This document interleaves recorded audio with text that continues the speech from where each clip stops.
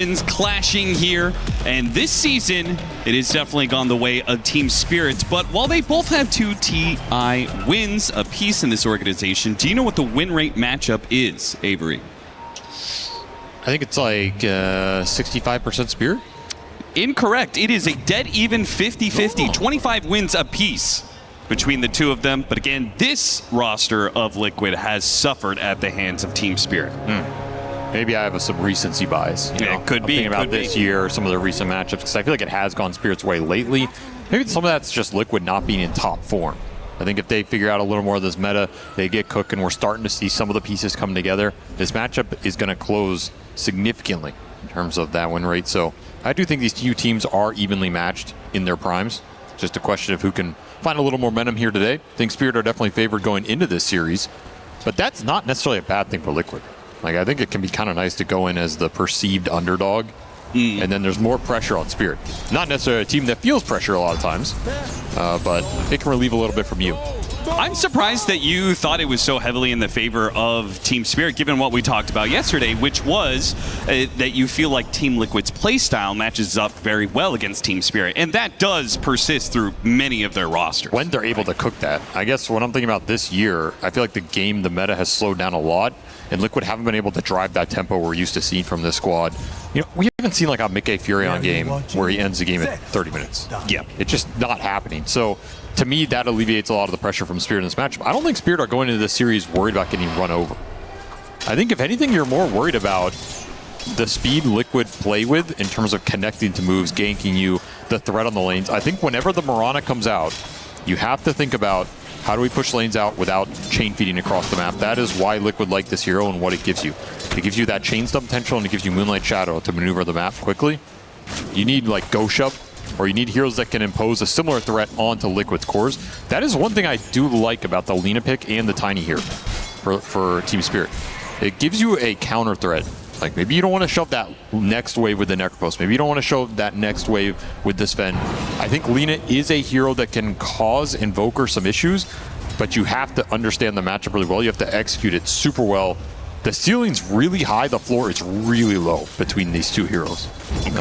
And I think a lot of it comes down to knowing how to scale the Lina and at some point getting Blink Dagger or potentially the Shadow Blade buildup, finding this Invoker in the fight and just ruining his day, which you can absolutely do. There's a lot of room for execution there. So I'm kind of excited to see this Lina come out. I'm a big fan of this hero. I still think this hero's busted. I also think this hero has a lot of gameplay against Necropost. If you opt to take the Magic versus Talon at 15, you can just tank some Reaper Size straight up. It gets really interesting. And we'll see what Laurel opts for here. So far, lane's going pretty well for him.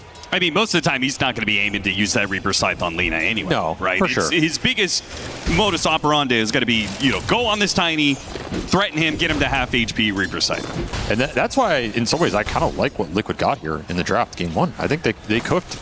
I think Spirit were trying to block a lot of Ace's hero pool with this Tiny Witch Doctor, saying, you know, we're going to preemptively pick the Witch Doctor. We know you want one of these fatty boys in the off lane, the Centaur archetype. We're going to punch you. Shards. Nice tag team is going to do a lot of damage to Rue. And with the Sunstrike, a little bit off the mark there. Doesn't get the kill for the Invoker. And the result is that Boxy might end up dying. Maledict, that final tick isn't going to do quite enough. No, not level 1. Meanwhile, top lane, Tofu is giving up his life to try and secure this Lotus. It's not going to happen in 2v1, even if they are both low. Sven simply does not do enough. Not has to be careful here about this matchup. Yeah, he's stuck around. No more daggers, it seems, from Not Me. They got the lane back, though. Pretty nice position here for Spirit, as, man, they use this Ringmaster really well in the laning phase. Starting to see Laurel pick up some of the right-click pressure here. There's a quick TP, though. Bit of cold snap, an opportunity with the Blood Grenade to land an arrow. Ooh, Laurel just managed to sidestep and still caught in the ice wall, and that will likely be the death of him. A couple more hits. Nisha does secure that last hit. Let's talk about this. Nisha Invoker. Something that was auto-banned in the Extreme Gaming series. Presumably because, you know, those two teams know each other quite a bit. They scrim against each other. You know, Extreme very often is at the Team Liquid facilities when they're in Europe. So they feel like it is a big enough threat that they just don't even want to deal with it. Why do you feel like Team Spirit let Liquid have this? I think Spirit are not afraid of giving a hero like that to a team that will first pick it and they have a lot of time to react. Okay. Because their MO is, we're going to counter your strategies. They're a very good team at reactionary drafting. That kind of makes it sound bad in a way, like, oh, you shouldn't be reactionary, but they're very good at coming up with counter picks, destroying your idea. I mean, the first 10 to 12 years of Dota, that was the way to draft. Yeah, it's kind of an old school idea, and I think it's where Maposhka excels. So I don't think he's afraid of giving you an Invoker and then being like, we have answers to it. We know what you want to do with this hero. We're going to counter it, and then we're going to be really confident in that gameplay. Ace going to tank a lot of damage here. It's going to be a bit too much for him.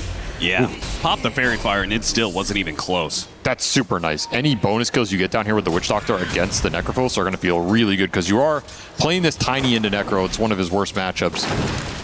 So you need your Toro to have a good start here so you can run around and threaten some of the heroes in this game. I mean, that was just flat out just bad mistake there from Ace. A little far up.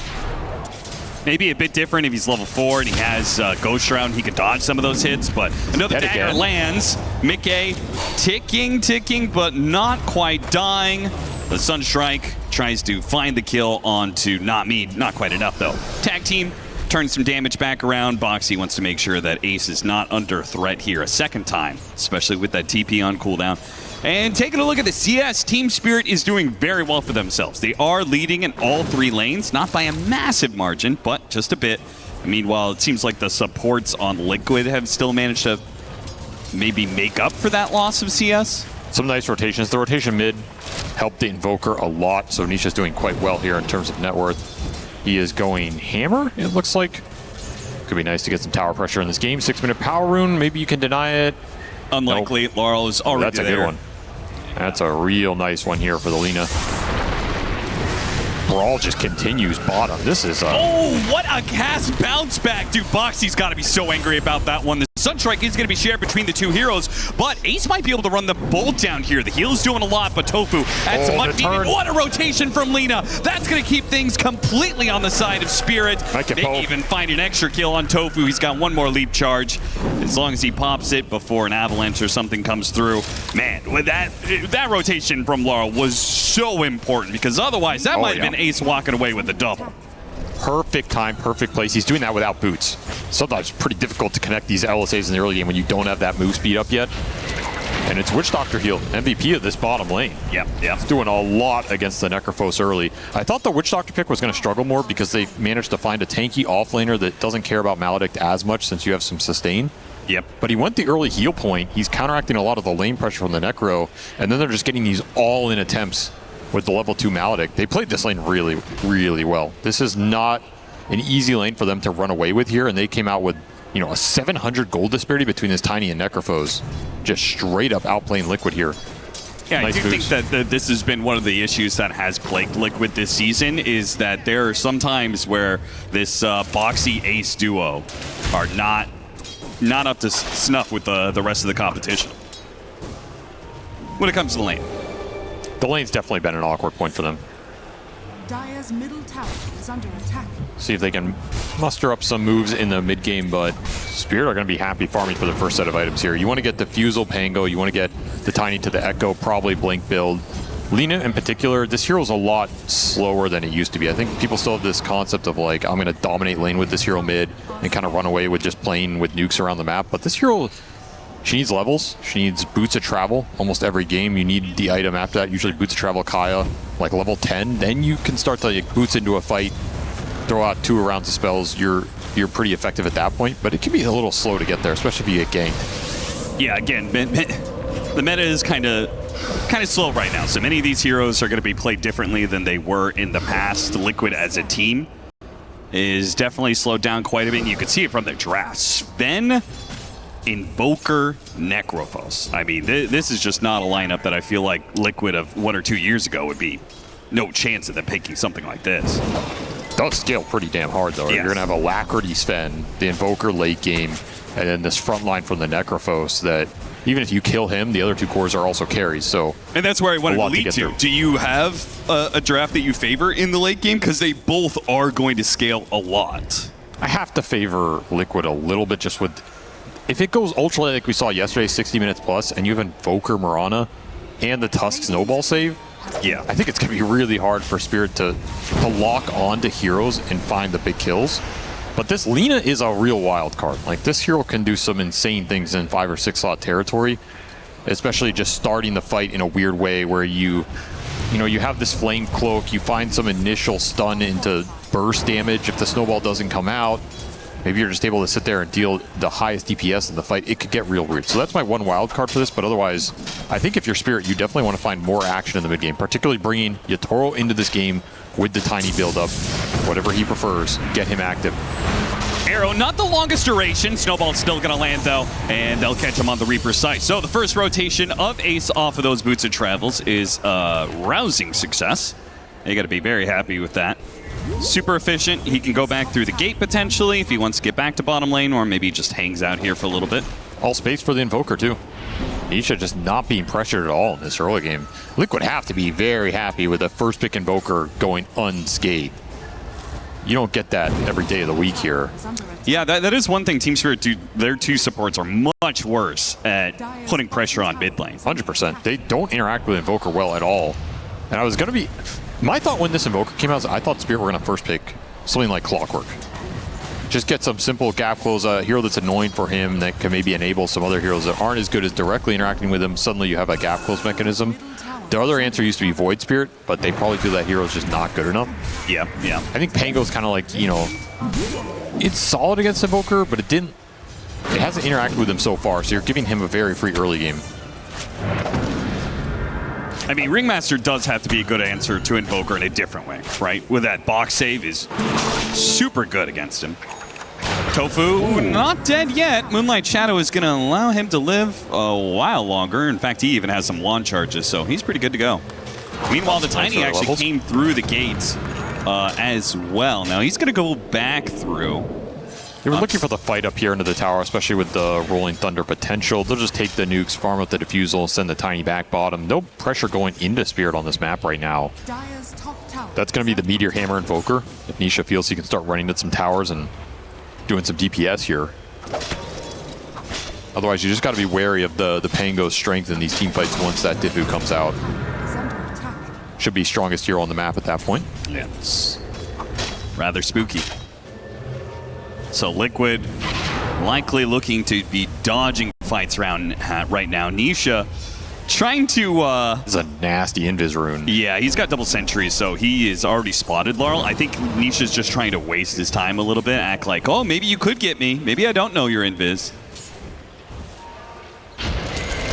12-minute power rune easily picked up, and Laurel with the shield rune is going to go full offensive. Fortunately, Creep Wave does push in, allowing Boxy to get a snowball off. Still, they land the dagger off of it. Damage over time from the slow burn, and the dagger is not enough to get the kill, though. A lot of harass. Still have that shield rune in the bottle, so you can definitely push the lane and try and pressure this a little bit. Oh, and they're going to smoke supports. Are you going to head top again, though? It feels hard to connect on this top lane. It's just Mirana sitting up here. Maybe you look for Sven in the jungle? He's a very tanky boy. If you catch him on the low ground, set up for a good cask. This is a perfect setup. Them. Yeah, the Mickey should be dead here. They have the whip and the wheel and the LSA. My goodness, they threw every bit of stuns. They wanted to take no risks whatsoever. Make sure Mickey dies. The punish is going to be here, but... Well, actually, it's not the worst punish. I was going to say core for support, but somehow Rue had a killing spree, so that kill was actually worth a little bit extra. 303 gold at its base. That said, you're taking a level 10 Sven off the map during this Mask of Madness period where he's trying to accelerate against the Tiny. Big win for Spirit here. Did commit a lot of ults. Maybe a little overkill, but again, that Sven was pretty tanky, so maybe you needed it all. Collapse. The pressure he exudes with these swashbuckles. Just one round on Tofu brought away half his HP and burned a bunch of mana. Hard to be able to stay out on the map or in this lane when you get your resources burned so easily like that. They are bringing the Invoker top. Liquid trying to fight Got him on the here. Tornado. See if they can land the arrow to allow the Meteor to do maximum damage. Still got off the shield crash, and he can get off the Rolling Thunder with ease here. Maybe not, actually. A little bit of Cold Snap. They have the box to save him. Tofu does manage to get the leap away. Yatoro throws a branch at him, but there's the smoke dodge from Tofu just to make sure he 100% survives. Not me.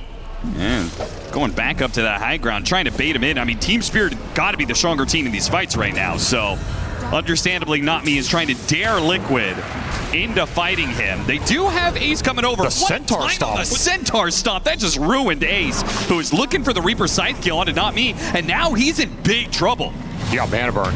He's going to pop his Ghost Shroud to dodge this damage from the Pango, but it easily sets up for Lina, and now Tofu's going to get bumped as well. This was just not a fight that Liquid was ever going to win easy, and as soon as they missed out on the Pango kill, I think it was all gone. I would have just bailed after Collapse survived the meteor damage. To me, that was not convincing enough. I'm like, okay, I'm going to go farm. Yeah. Because you don't have God Strength there. If you have God Strength, I think you could maybe take the second half of that if you bait Spirit in deep. You're going to get God Strength. You're going to maybe get the Reaper kill. That Centaur did him no favors, but I don't even know if he really could have landed much there. You have some heals coming through. You have to be very careful with going for the Reaper kills in this game. We saw how much the Ringmaster can do a disservice to the Necrophos in that regard. Right. Like, you go in, this guy's low, I'm going to Reaper him, he gets boxed, and then you're just stuck in no man's land. Which means so often the Necro then has to try and Reaper the Ringmaster, and that's... It gets weird. Positioning-wise, not really where it wants to be. I'm also surprised Liquid wanted to fight that so bad because you have a lot of farm on the map right now. You don't have a lot of fight. Like, you have a Boots of Travel Necro. You have a Meteor Hammer, Boots of Travel Invoker. You have Mask of Madness Sven. These are all items designed to accelerate you across the map in the jungle to get you to your fighting items. Like, I don't get Boots of Travel and I want to fight, right? I want to get a Reaper kill or I want to get some random pick off somewhere. But a Spirit are going to group for a tower and they're going to bring the Tiny into that play. You're not advantaged in terms of the net worth at that point. Snowball rolling after him, does catch Not Me. Actually threw out the wheel, hoping that it would somehow save him from a fate, but very dead. Boxy, while he's there, we're seeing a lot more sentry blocking camps. And it's definitely been a heavy trend in the last 6 months. Meanwhile, Ace dying on the other side of the map is a way bigger deal. Team Spirit making use of this early Shadowblade. Yatoro is on the hunt. He's got 9,000 net worth, rather large lead, and that's about to grow as every objective is going to fall. He's so bad. We saw how effective this Tiny was in Mickey's hands yesterday. I think Liquid understand the strength of this hero, and Spirit just took it out of their hands. They would way rather have carry Tiny than Sven. I guarantee you that. Yeah. He's just a faster version. He creates more threat on the map. He invades your area sooner. This could be a big problem for Liquid. They don't have good heroes to fight the Tiny directly. You just have to kind of shove the waves out and dodge him. And yeah, Toro, he's on the hunt. He is great with these Shadowblade carries. Caught him and killed him. Tofu goes down, and these are just easy kills for Yatoro. Making these rotations like this, I mean, it's not slowing him down at all. Every hero kill that he gets, he's not losing out on GPM. Squishy heroes in this game. You invested in early Boots of Travel, but you're losing map control. And this is where the pickoff game between the Lina and the Tiny is going to cause Liquid some issues before the true lane shove comes online. Like, it's a little slower to do right now. You have to linger in some areas, and that's where you're just afraid of where these two cores are right now. Yeah, things like Necro, off-lane Necro, having to go Boots of Travels, then a Radiance, like this. He's very until susceptible. You get that third item that actually takes you up a little bit. And even then, at the rate, if you're behind a net worth like this, like Lina and Tiny are just going to be always able to one-shot you. This is where winning that lane is really important. If you're ahead on the map as the Necrophos, you get more ahead. When you're behind, the Tiny pushes you farther behind because you're afraid of where you're going to show.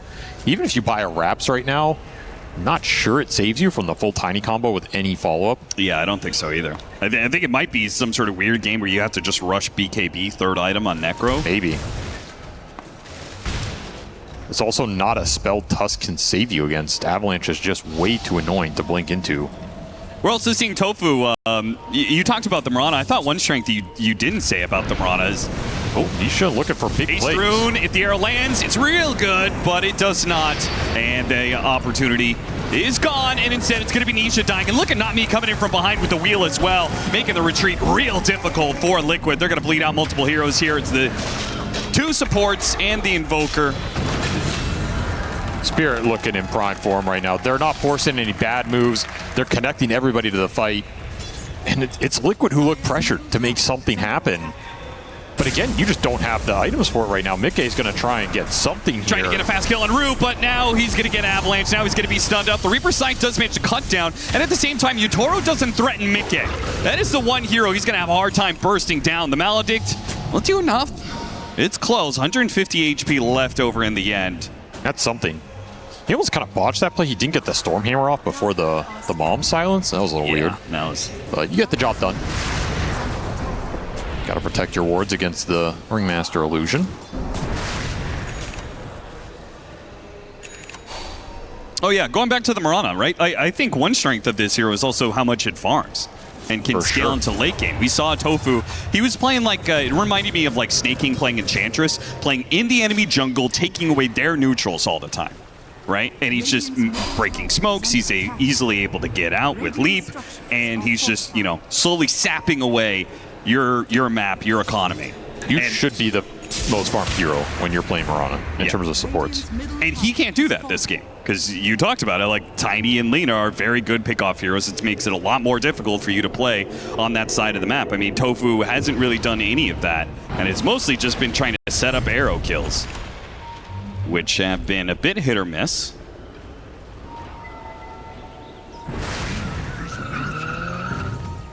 Full silver edge for Yatoro. He is scary in this game. Taking Tormentor while the safe lane Radiant Tier 1 tower is still up. A little risky. Should get it here, though. Yeah, how many heroes are going to get out afterwards, though? They're going to be a little bit low. They're going to smoke and make a run for it. Some are TPing, some are running. And here it comes. Oh, look at not me. That's the play you want to see right there. Unicycling in to see if he can catch some heroes. He will not get there in time, though. Nice little steal from Liquid. Not an objective Spirit we're expecting to lose here. Yeah, especially moving, like it's even worse when you move all 5 heroes of Team Spirit to that corner of the map, find nothing for it. Like Nisha's ratting you out right now. He's already bought out his shard, so he's going to be doing this very, very stupid ghost walk pushing, which we got to get this out of the game sometime. It's pretty ridiculous, especially since it procs Searing Signet. It's the lowest skill ghost shove that has ever existed. For sure. You're just running through creeps.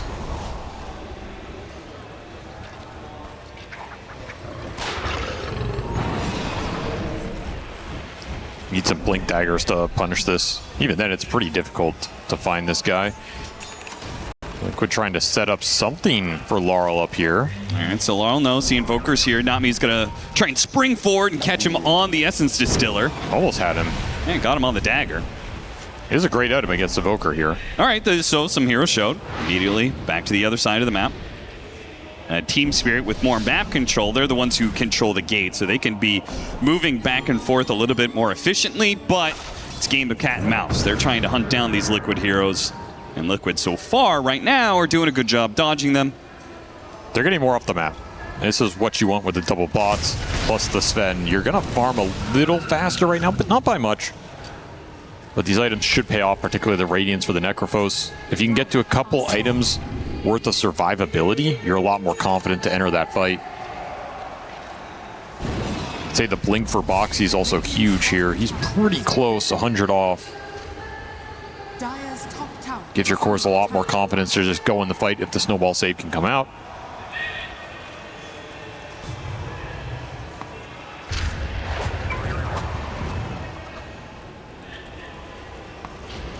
Be interesting to see who's pressured to force a move in this kind of stalemate. Yeah, I think both teams are pretty confident scaling their cores up here. To me, Spirit have a little more onus on them. Find a core pick off. It's not a huge margin, but you have this Tiny running around invis. Team culture-wise, like, when have you ever seen Team Spirit overdo it in the aggression? Very trying to force things happen, right? It always seems like they're kind of comfortable scaling. Maybe in the Toronto Tokyo days. Maybe. He tended to force a little more. Yeah, there's no doubt about that. Maybe they didn't like that. Something to be said there. Well, they're just going to do Roche. I think this is a fine call. If the Tiny's not finding pickoffs on the map, you should abuse the fact that Liquid are in dodge mode. You get something here. So that's going to be a free Aegis for Yatoro. He's going to instantly TP bottom and try and clear anybody out of this bottom lane. The lead has not grown, though. In fact, it has gone Liquid's way over the last 10 minutes. 5K swung back. Could change things with pickoffs like this. Punish that Mirana. That's what we're talking about. You just can't farm deep here in this style of game. I wonder what Tofu even does about this, because you're not going to be able to. You can't have sentries. First item A on disc. Yeah, I was thinking about that. Like, you know, he's going to be ratting the map a lot. He can't get sentries out. The map's too big when you're trying to rat like this to be able to always, see where this Tiny's coming from. So go early gem blink or something. Yeah, maybe. Mirana's just not the most survivable hero. Oh, got him in the wheel. Beautiful stuff from him. Not me. Nisha will have to expend his BKB, goes for a TP. Can they kill him fast enough? Oh, they got him. Okay. That's a big find. And BKB is going to be on cooldown for a while, even when he respawns here. Oh, look at this ace. Oh, he went for the hit. That was greedy, Toro. That could have been another kill. He probably feels he doesn't die there unless he gets the hit off, which I think is true. That's probably fair. That's like, he's just going to walk back into base. Still, huge find on this Invoker. This is the biggest hero to take off the map every time. It's going to give you a lot of room, a lot of space. Ooh, nice blink away there from Boxy. Let's see, the supports are the ones trying to head out these lanes. If Tiny goes and catches them. What a sick catch. Yeah, that was really well done. Like, to catch Invoker with wheel, just straight up. Like, the execution of, like, casting the spells is kind of like whatever, because, you know, Invoker's running in a straight line, but to have that set up in the first place, yeah, right? Exactly. To have those wards in that position, be ready for the it. idea, the timing, not get counterplayed, you're hiding behind a tree, all those little vision things is what makes that play work. Buys you a lot of breathing room here as Liquid just trying to get to BKBs. They're going to hit a really nice triple BKB timing in this game very soon if that Necro BKB arrives. All right, so Avery, are they going to fight with those BKBs, or are those BKBs that allow them to pull the Nightfall? No. You're fighting with that. Okay. You have Gem on the Invoker too. They did purchase it up off the back of Tofu being mega rich here. You get those triple BKBs, you have Gem, you have Mirana ulti. You want to start fights on your terms and get this Sven into the game. With Alacrity on top, he's going to demolish these Spirit heroes if he has free reign. And they're smoked up before this Necrophos BKB even arrives. I feel like they don't even need that one. That's interesting. I wonder what they see from their perspective that says this is an opportunity. Right, the only reason you go before your item timings is you think there's an opportunity. You see something on the map. Must have just been some quick call from Boxy that they're going to try and pick somebody, like try and find Lina on the enemy triangle, I think was your best opportunity there. Okay. Law's just already very tanky. He already has BKB. He has Shielder in the bottle. You have the extra magic resist from the Flame Cloak. You do not want to underestimate how tanky this Lina is. Now, the Sven will chop him down because he has no armor. But outside of that, he can tank a lot in this game. I do think that this little move here from Team Spirit, pushing in the mid lane, now looking to take this top tier 2, delayed by the glyph a little bit, but I think this, you know, they're accelerating the game a little bit nicely. They scan their own triangle. They know. I mean, they're playing so much of the enemy side of the map, and they're going to go for the kill on Rue, but the entirety of Team Spirit is on their way. And the BKB is up for Mickey, so you can just BKB TP out. This time around, they will definitely not have the damage. That was Rue just running in, knowing they're there, trying to bait some linger around from Liquid. Sure, if they don't have BKB on Sven, he likely gets caught and killed, right? So he probably says, whatever. You can take the Witch Doctor here for some nice catch. Not me. Got the whip on Boxy when he was trying to do the shard snowball play. And they're attacking him with damage, making sure he can't get the blink out. So he'll die here. Very nice. Look at the positioning on the map. The Lina's up top, the Tiny's down bottom. They're spreading the threats out, causing Liquid a lot of issues here. Yeah, you can continue to just ghost walk a bunch of neutral camps, but you're not pulling ahead. So we're gonna have to find out just how hard this Sven's gonna scale in this game. Yeah, we haven't seen Sven in a hot minute as a top meta hero, and I think there's a good reason why. Who knows, man? It's a true wild card. I don't even know what talents you go for nowadays. He's probably gonna go the Warcry armor. Or does he? Yeah, I think you take Warcry armor. The 25 talent, I think, is still a mixed bag. We see people take the God Strength damage a little more. Especially since they removed the bonus damage on the stun. I think that talent goes up even farther. It's interesting, the way this game is played, I wonder if that God Strength cooldown talent, I wonder if that's actually better farming than Grid Cleave. If you're just popping it off cooldown, like Megadez was like his razor, just use the ultimate all the time, as much as you can, and just clear through neutrals. I could see it. Probably nice in the late game, too. That is for sure. Oh, Spirit. Oh, Boxy whiffs the initiation. Maybe it's a good thing because it meant that Mickey didn't immediately bite on it, which would have been disastrous. I mean, it probably would have been another BKB TP out scenario. As it is, Mickey's just able to run away. They were unused. Completely setting that trap for Liquid. And that's the difference between a team that understands what's happening in these lanes and where the threats are, and you just like casually walking in and feeding there. Nisha showed himself. Yutoro's hunting. Where's Team Spirit have a gem, right? Yes. Not. It's on the Pango. Oh, Pango has it. I'm surprised they haven't given it to Tiny. Well, he did go early Lincolns here, so Collapse is a little tough to go on, especially with the saves behind him. Yeah, but isn't the Tiny the bigger threat to killing the Invoker? Well, I guess they both, like, if they both carrying gem, then he's not going to get Invoker. It's pretty tough to find Nisha in this game. I don't think you want to overemphasize it. You're going to spend time chasing ghosts, literally, and just lose out on opportunities or farm. You have to let the game come to you. Fair enough, and it is coming to them right now. Team Liquid going for a smoke play. Blink away from Collapse. Boxy doesn't catch him for a second time. Just Team Collapse Spirit, things. just too fast. He is just breaking every move they want to make in this game, and that'll mean Tormentor for Spirit, if they man up here, could go through the gate as Liquid. I mean, that very would be an risky. Insane move, considering how disciplined they've been about dodging fights. To just stumble into a potential trap like that. Not a bad chart to get in a game that's very burst, single target oriented. Yeah, if you can dodge a Stormhammer combo. Yeah, exactly. If you dodge some big discrete damage here, not bad for the Doctor. Still got that Gree running. Yeah, he's got 900 gold that could be expended at some point. I fully expect to see some A on this. We go late here. This is a game for that item, if I've ever seen one. You're talking about for both sides, right? Yes. It's just a huge amount of single target burst damage in this game off of a lot of crazy initiators that are going to be hard to check in the fight. Still less than a 5k difference here. There's the Basher for the Pango, though, so now you can't rely on the BKB TP. No more Nightfall Dota here. And there's the Blink for the Lina. So to me, this is when this Lina Invoker matchup starts to shift a little bit, or at least the threat of Laurel onto Nisha goes up considerably. Because if you enter the fight as Invoker and try and drop some combo on someone, he can just blink LSA Laguna you. And even if you BKB, as the right click picks up here, it can do some serious work. Right, so the next step is getting that 25 talent, the attack crit. That's a big one. Hex would also be nice here.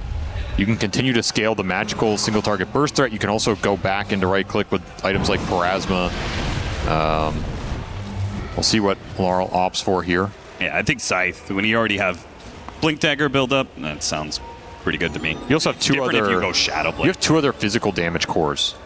So there's also an argument that mixing the damage here feels a little bit better. They're going to run into the Invoker. They actually jumped the Tiny. They're really going to go for him now. He's going to get boxed. Collapse, now taking a lot of damage from Mickey. He might not be able to get up the Rolling Thunder. He almost dies. Meteor being dropped. A lot of damage, both Ace and Mickey. Mickey's the one to fall here. Ace still trying to make a run away. Ace, who had used his Reaper's Scythe, now no longer has much of a threat. It's up to Nisha to deliver the damage, and the Lina is killing him. Gem's going to be dropped in the ground, and Team Liquid might just get wiped here as Tophin tries to rescue the gem, and all he does is leap into his own demise. Lina did so much work in that fight. Just a perfect position for Laurel. He's able to sit right on that tree line. Nobody jumps him. All the focus is on the two tanky frontliners, and the box was instantaneous. Exactly what you want from this Spirit lineup. You're just getting baited onto the wrong targets. Yeah, the Sven does a crap ton of damage, but not enough fast enough against all that tiny armor. That's kind of the worst target to go on here.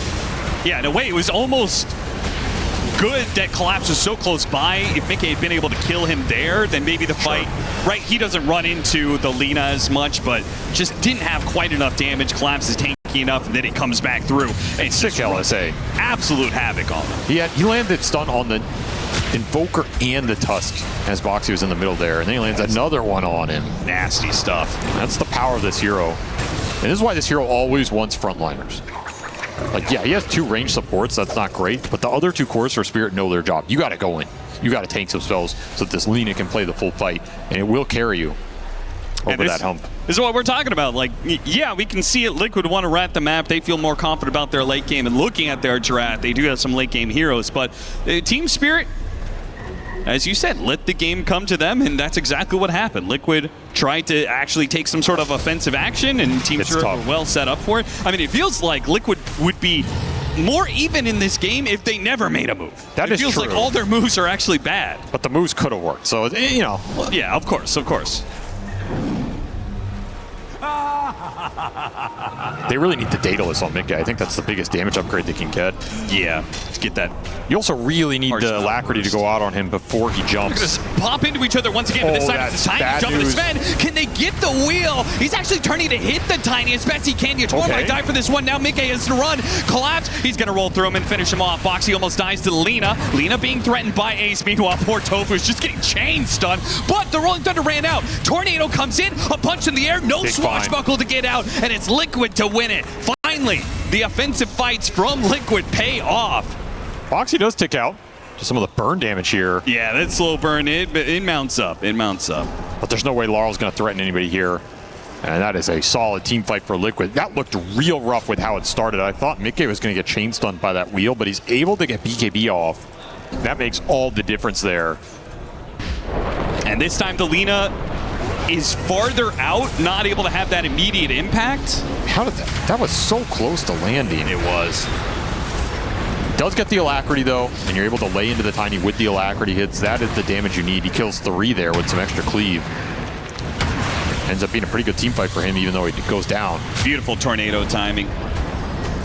And both these teams are trying to get as much value out of the frontliners for the Invoker and the Lina to clean the fight up. Like, those are your true carries here. You're almost just trying to buy time in the trenches. Now, the upside for Team Spirit is... Oh, he's already 25. They lost a fight. Oh, actually with the slow burn He took the slow? That's crazy to me. I think that's the way more unreliable talent with how the slow burn can get removed. Is it just basic dispellable? Yeah, as far as I understand. Okay. I think when you go this magic build, he's thinking I'm not going to be trying to play for right clicks too much.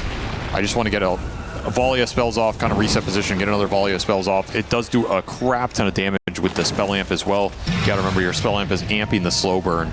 This is the higher DPS build for the magical Lina. Longer fights are definitely going to be more beneficial, right? It's a scary amount of DPS for sure. No question about it. Oh, well, time for tier 4s. Time for some Conjurer's Catalyst. How many did we get? Well, he kept the Searing Signet on the Lina, a tier 4 Searing Signet. Well, that has to mean that he did not get Conjurer's Catalyst. For sure. Well, Liquid got 2 of them. Tofu and they Ace got 3. had theirs. Now 1 on Nisha as well. Oh, yeah. The Invoker one's the juiciest here. That's what you wish you had on the Lina. Liquid will have the spellcaster advantage here. Also pushing towards a Hex. Yatoro is still holding on to a Dormant Curio. Do you think he actually uses it on tier 4? Because I feel like... The tier 4s aren't that great, I think, for a lot of the right clickers in this meta right now. Yeah, like Giant Small is just a bit underwhelming, right? There's no way I'm using it on Giant Small. Yeah. There's no way. Imagine an If you upgraded get tier 5. Boda, you take that, right? I could see that one, yeah. It's super good on Tiny. That item is disgusting on this hero. And if he doesn't get Flayer's Boda, he might just hold it for tier 5s. Because it's a dead even match. 4,000 net worth lead for Team Spirit isn't really much at this point in the game. Make the initiation. Here comes the arrow. Nice force staff getting Not Me away and putting Boxy in an awkward position where Toro's likely to kill the LSA on the right side, though. Lina stops Mickey's initiation. Rune tries to do as much damage as he can. Even the bash on Mickey. Harpoon up to the high ground, though, but Collapse is going to chase him down with the Rolling Thunder. Beautiful stuff from Team Spirit.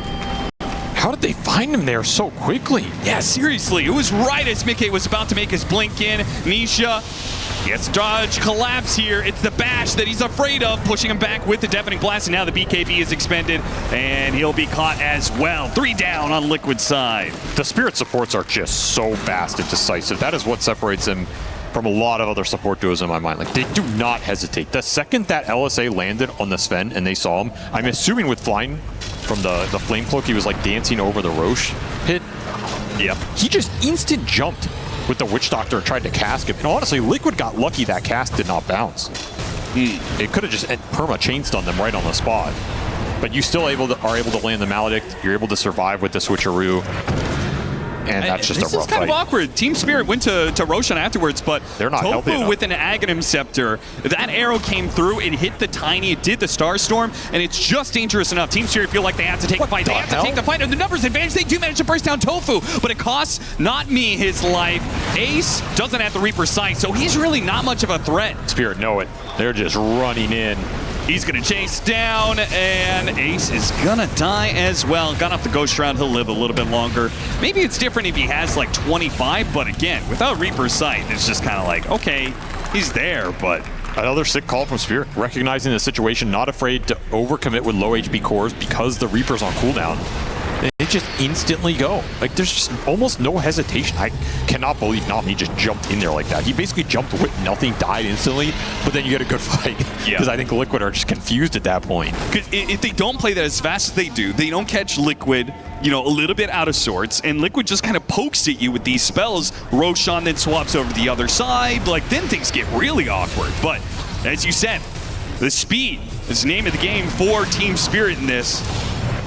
Fast decision-making leads to big dividends. And they get a gem out of that as well. I believe Liquid, yep.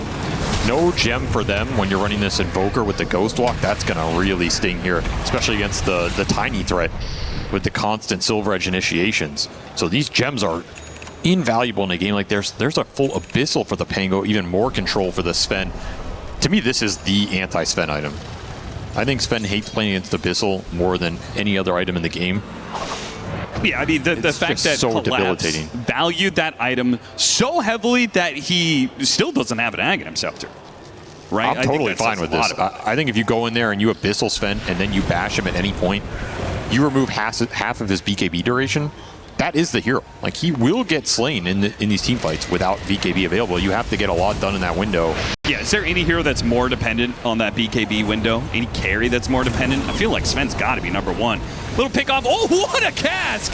Does that lead to the kill on Nisha? Ooh, gets out of the LSA ever so barely. Now Mickey comes through. Went after Collapse. So he already got off the roll up, and now the Rolling Thunder chase down the back line. He's going to go after Nisha, and they got him on the Avalanche right now. Abyssal Blade on Mickey on the way through, and Nisha just can't make it out. He gets bashed up trying to get through the gate, but Collapse is there on the other side to welcome him to his home.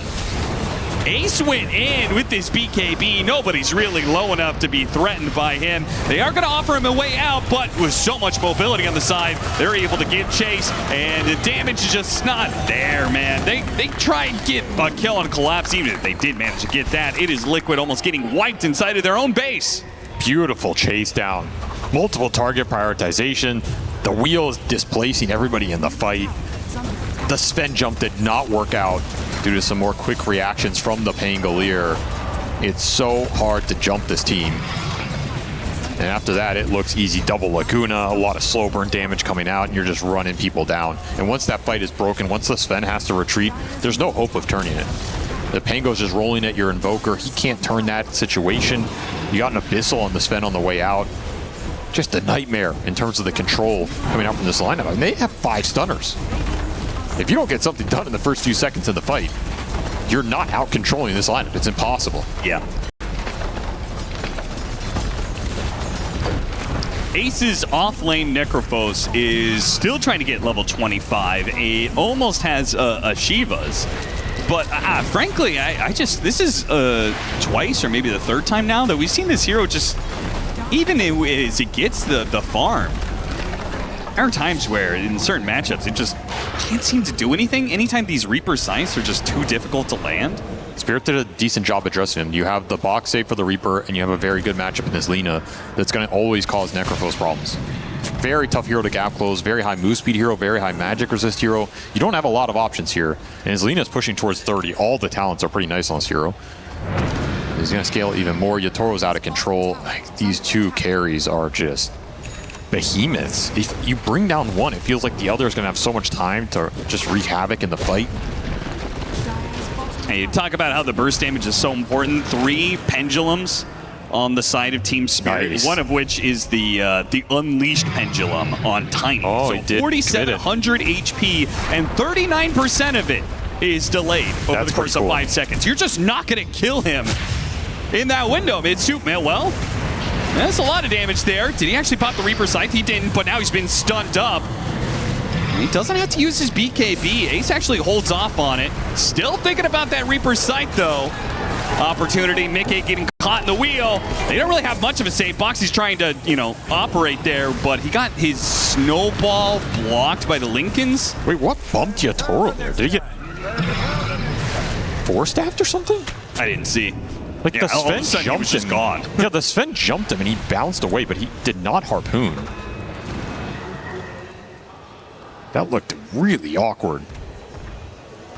Well, they got a number of force staffs. Maybe not me bailed them out. I instantly clicked on him and his was off cooldown as well, I believe. So, who knows? Well, the ability to play the map gets worse and worse. The Abyssal Blade was a really big pickup for that. Now you have the Scythe of Ice. The initiation went on to collapse, though. Yeah, but the they kind of set up a trap, but the Lena's already hit Nisha. Nisha gets off his BKB late, but he's so low, he has to just play off Face's heals to stay alive. And here comes Yatoro. Boxy, lucky to be alive for now. I can't believe everyone of Liquid is actually able to make it out. It's the one fight where Team Spirit, the last little go of things, weren't 100% sure about things. They didn't give chase. This Witch Doctor heal is really annoying if you can't burst targets, especially for these tanky boys on the front line. He has the level 20 talent. He's doing a lot of work. You can just infinitely keep this up. Maybe there's some hidden strength in this hero that we're starting to see in this event. Just sitting around these high HP targets with the heal running puts a lot of pressure on you to execute these burst moves successfully.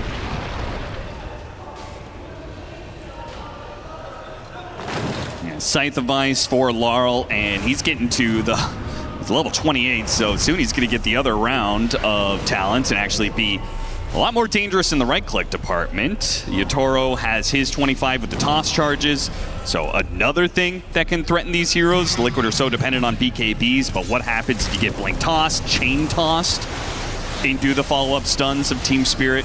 Nothing good for you, I can guarantee that. Yeah, Boxy's going to have to be super clutch. He went BKB specifically so he can pop BKB, blink in, snowball save somebody, but does that even really bail you out?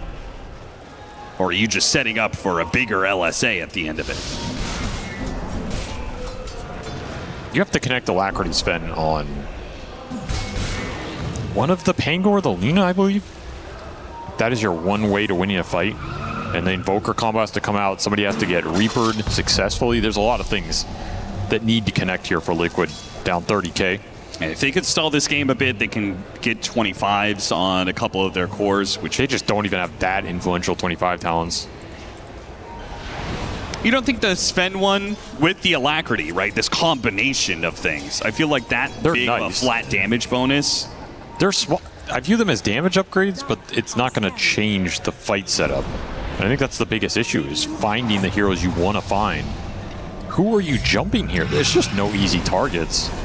Sure. So in that case, you view like Mirana's 25 a bigger change because it gives you better opportunities to, work around these fights. Exactly. At least then the setup of the fight changes. It becomes more chaotic. You're landing these random arrows. Maybe you're going to pop someone's A on disc. You create some more opening. You might just hit this Lina. Because there's a lot of defensive capability for Spirit. They have double Lincoln Sphere, A on disc on the Witch Doctor, plus the switcheroo, the box save out from the Ringmaster that he can throw on anybody, and then you have this tanky 5,000 HP upgraded Pendulum Yatoro Tiny. Yeah, he's ridiculous. And he's getting an Ag Synth, by the way. What do you think about that over Moonshard? Well, why not? He already has Daedalus. He's already swinging for 600 plus. I kind of get it, but at the same time, like, isn't this last fight likely to be happening in Liquid's base?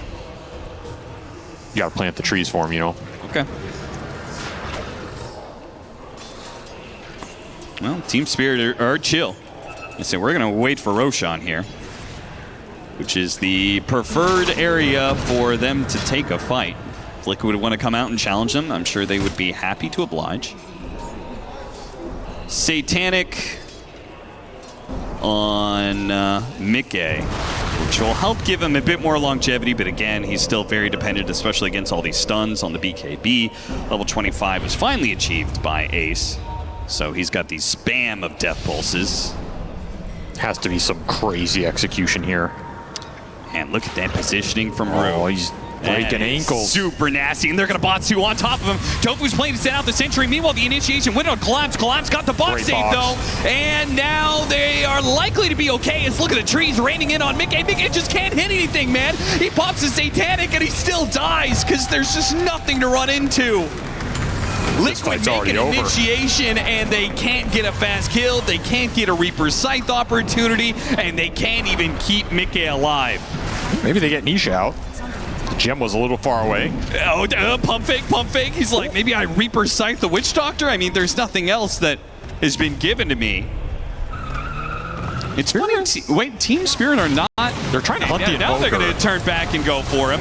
Make sure the Invoker doesn't have an opportunity. They do manage to burst him down. Could have been very different if Ace lives long enough to start getting off some of those heals and had that Reaper's Sight to throw on Yatoro, but instead, all 3 cores are able to chase after the Invoker while being a bit low.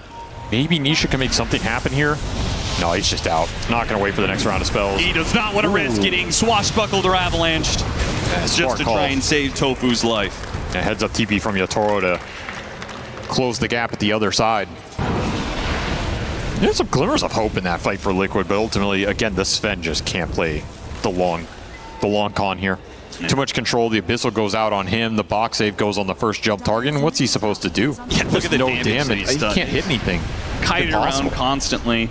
It almost feels like, I mean, this wouldn't save him. This wouldn't, I don't know, do you get Nullifier?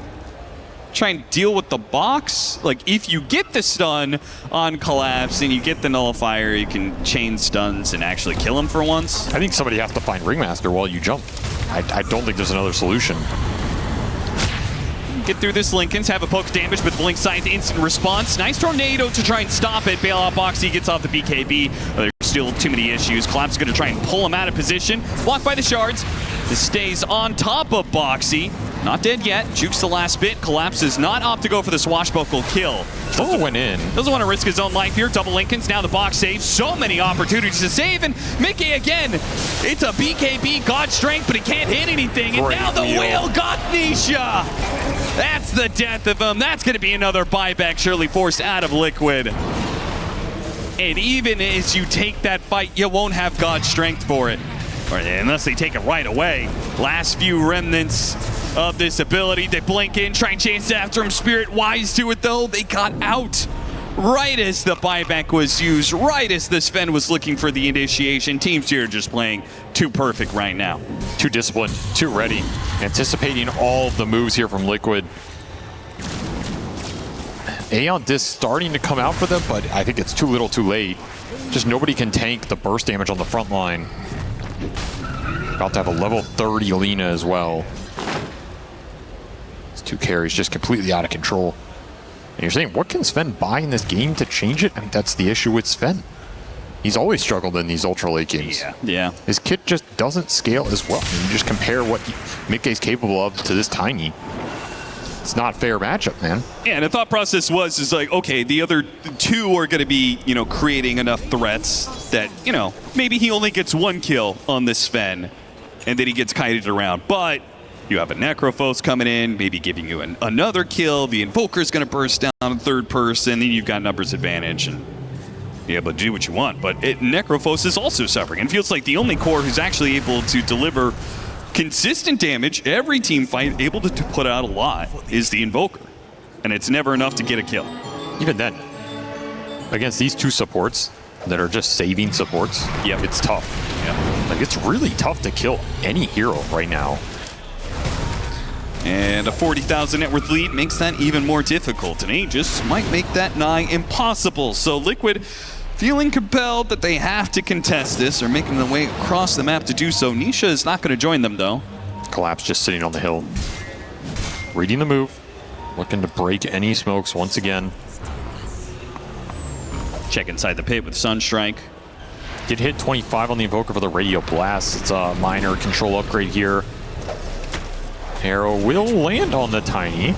Opportunity. Collapse sitting on the high ground, ready to go with the Rolling Thunder Blink, and he makes the play. Hot hit two immediately. There wasn't an avalanche to be able to chain it. Great stuff from Look at the Sven stun. It almost killed the Lina there, which would have been a dream. Tiny is getting kited around pretty heavily here. They do have a good depth ward being set up, and the stuns onto the Sven. Still, though, Mickey, very different fight. He was able to get an initial kill, and Lina almost actually died to Tofu. Tofu chased after him. After the hits from Mickey, Laurel managed to dodge that, doesn't die to Tofu, and Tofu will die instead. Collapse. He's the one cleaning house now. Killed the Invoker, kills Tofu, and back to the pit they go. Great jumps from Liquid. Like, they found the supports. Very hard to bring these guys down through all the defensive items, but that is who you want to isolate first. And they almost got Laurel there. Could have changed a lot if they can keep Nisha alive and slay Laurel. That fight may go their way in the long run. It's just overwhelming advantage at this point. Yeah. And that's the Lina problem. This hero is insanely tanky for a ranged damage dealer this late in the game. Like, he has so much magic resist, it's ridiculous. Yeah, no, areas like the Roshan pit, right? It's a central area where he's able to play on a cliff. No other hero is able to play on the cliff like he is. He's only a flying hero with 80% magic resist. Good luck. Yeah. You can't reach him as the Sven. He's sitting on top of the Roshan pit walls, and the Invoker is not going to kill him with that much magic resistance. It's going to be Megas. Liquid here for the long haul, though. It may not last. Team Spirit are not going to give them much respite here. They're just going to keep the pressure on. Banner drop. Tier 4s are going to be falling. More disciplined gameplay. Respecting the throne defense. There goes the banner. Snowball pickup not needed on Ace. Ace is still difficult to kill at times. The base, not so much. Reaper Scythe up in 5 seconds. Not ready to go. The cast. Beautiful. Bouncing between all three heroes. Mickey on the back lines.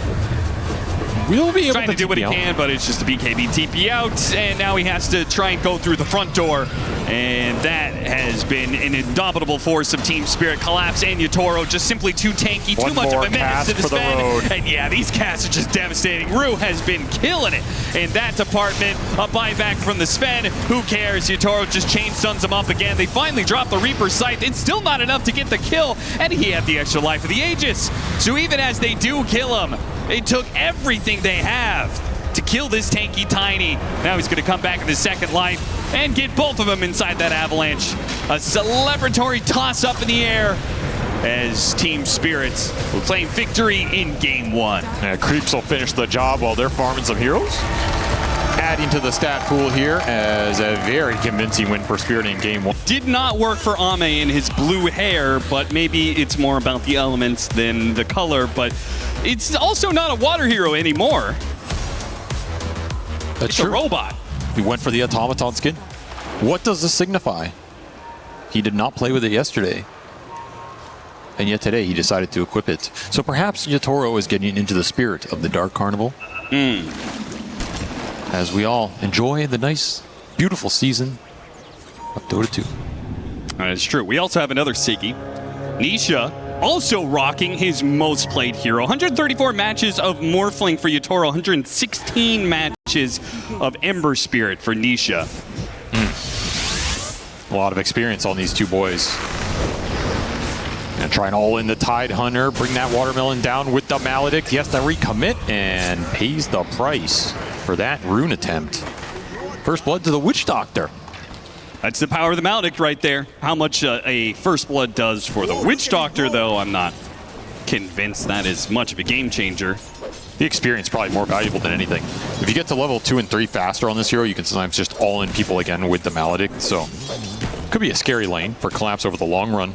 This Spectre can be an annoying hero with the Desolate going through. If you're going to isolate the Tide, just burn him out with the Maledict. A lot of potential burst damage as they're going to try and all-in Tofu.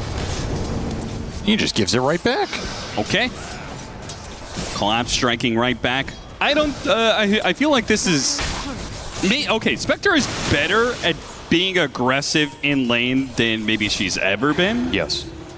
But I'm still not convinced that this is actually a combination that they're going to be able to really threaten the Tide Hunter. Just the two of them with Maledict.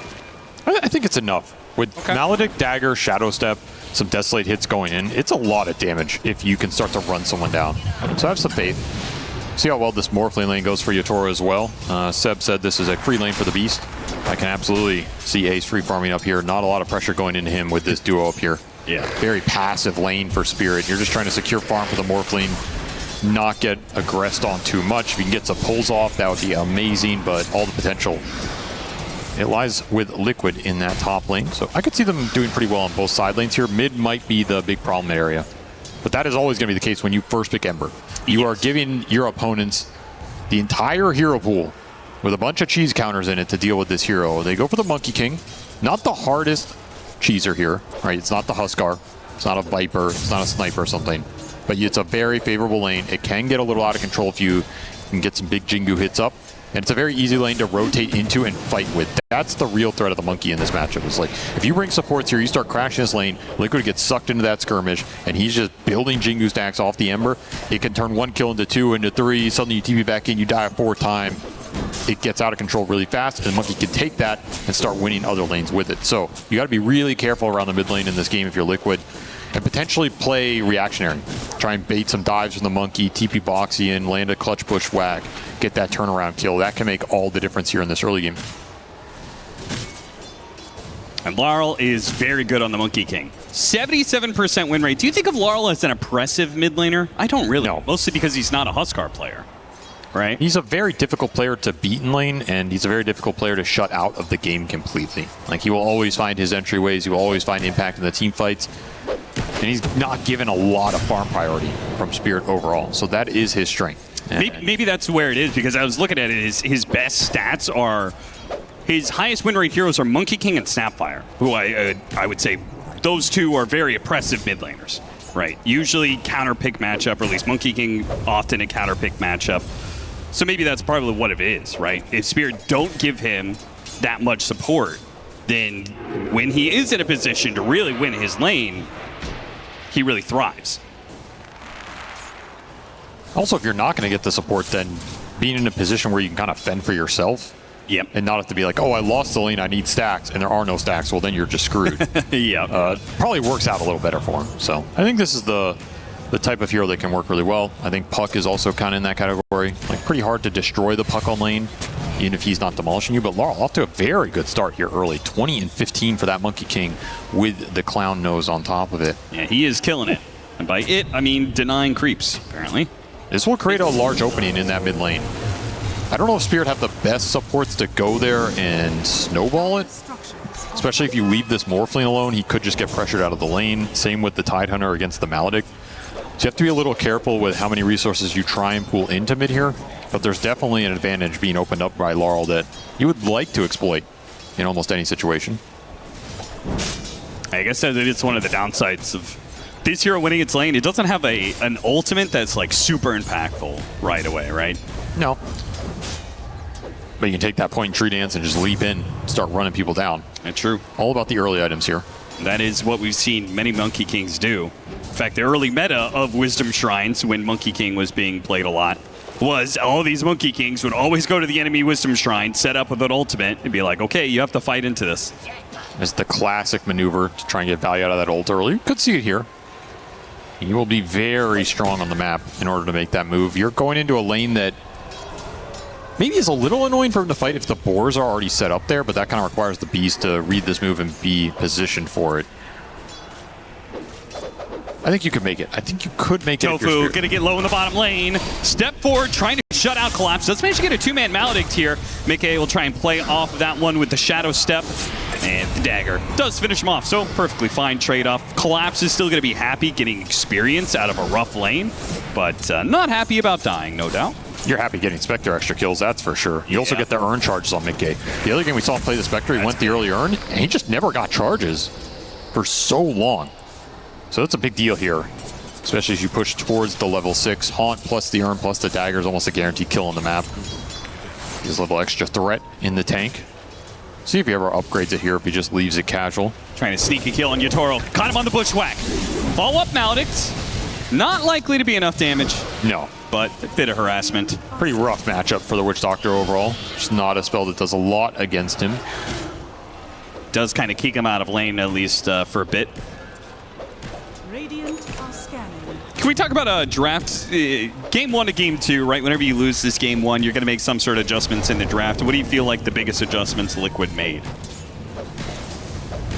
They went back for a hero that has given them a lot of mid-game control in this Ember and a lot of backline jump. And they went for a hero that probably scales more reliably for mid-game.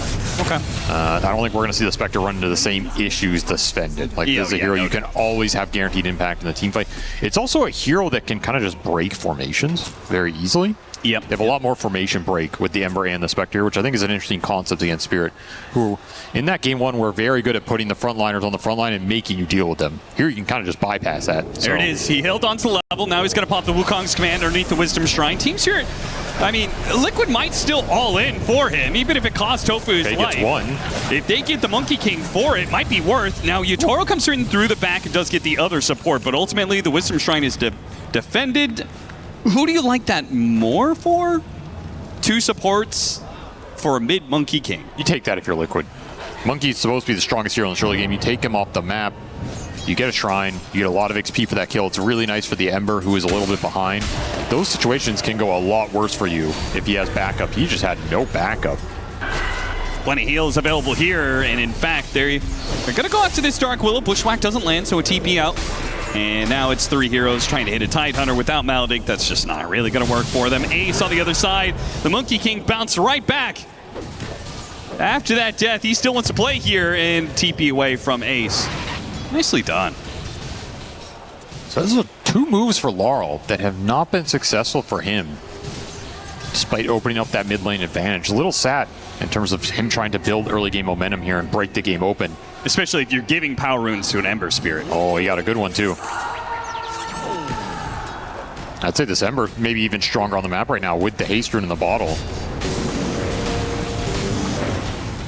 Does get a little bit of his mana burn though. Might have to pop it, yeah.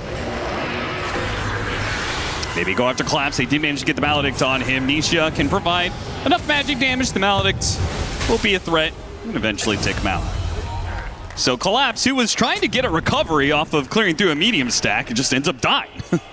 He is getting no love in this game, that is for sure. His net worth is still okay, but he is getting punished kill-wise off the Witch Doctor counter. Witch Doctor doing work in this series, that's for sure. Yeah, it's been a while since Witch Doctor was this good. They're going to smoke both supports up top, trying to alleviate this beast lane pressure. Going into the Morph lane would be a huge kill to snag. You're not going to be able to roar your way out of this one, AC. Pulled it off last time in the 1v2 and a 1v4 with the roar on cooldown for a few more seconds. There is no chance of him surviving. This is kind of an old school concept where if you have a carry that can't deal with the beast on his own, you just continually smoke and gank this beast over and over and over. So you can never just run at your carry, kick him off lane, and start pressuring this tower. And if you can gank this beast 2 to 3 times, you slow down his entire game. He's not pressuring your towers. You buy a huge amount of space for that hard carry to get into a position where he can fight the beast later on. I don't mind the heavy committal into this type of hero. Do you think that went away a little bit? Oh, he actually got the Bramble on him. Trying to hit him with the cogs, no luck. Do you think that some of that went away because Beastmaster ended up spending more and more time in jungle and less time in lane? Yes, 100%. We can blame 33 for that. I feel like with many things in Dota, you could probably blame 33 with that, with all the ways that he's led Dota. Arcane Rune pickup for Nisha continues to get some very powerful power runes. He's honestly doing okay here. Like 1-0-4, hasn't bled that bad kill against the monkey or anything. Laurel didn't find a lot off those moves, so it's not as if he's completely out of control here. And you're getting power runes, so you're maintaining your resources on the map. It's honestly a pretty good outcome for Liquid in this matchup. You first pick Ember. I think if you ask a lot of players, I'm going to first pick Ember, and you're going to be in this position at the end of the lane phase, they're fine with that. That's above the 50% in terms of the outcomes. So he's chilling.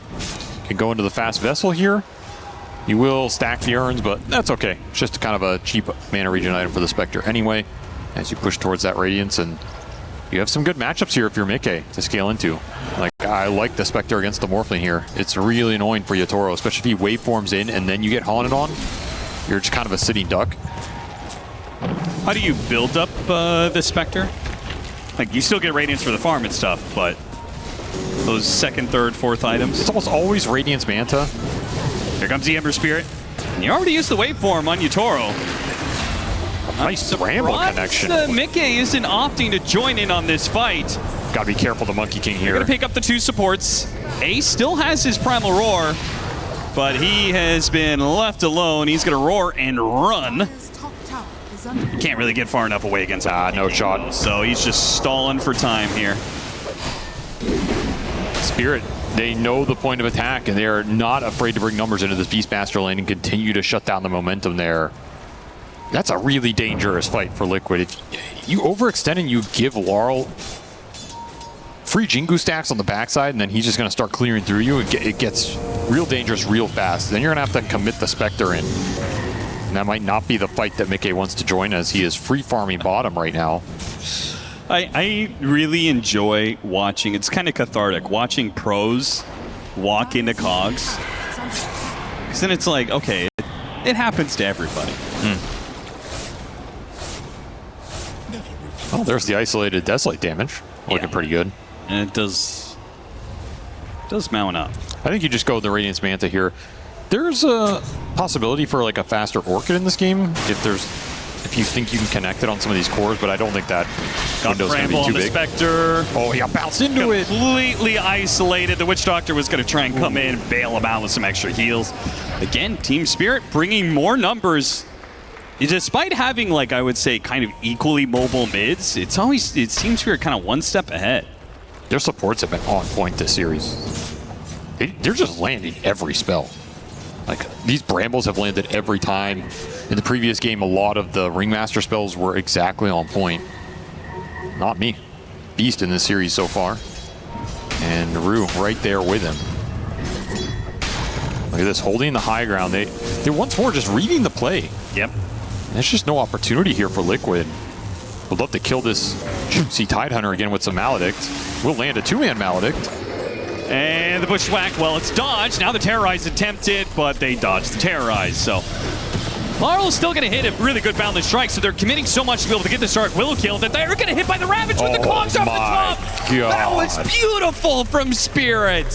That, you can't ask for better execution there.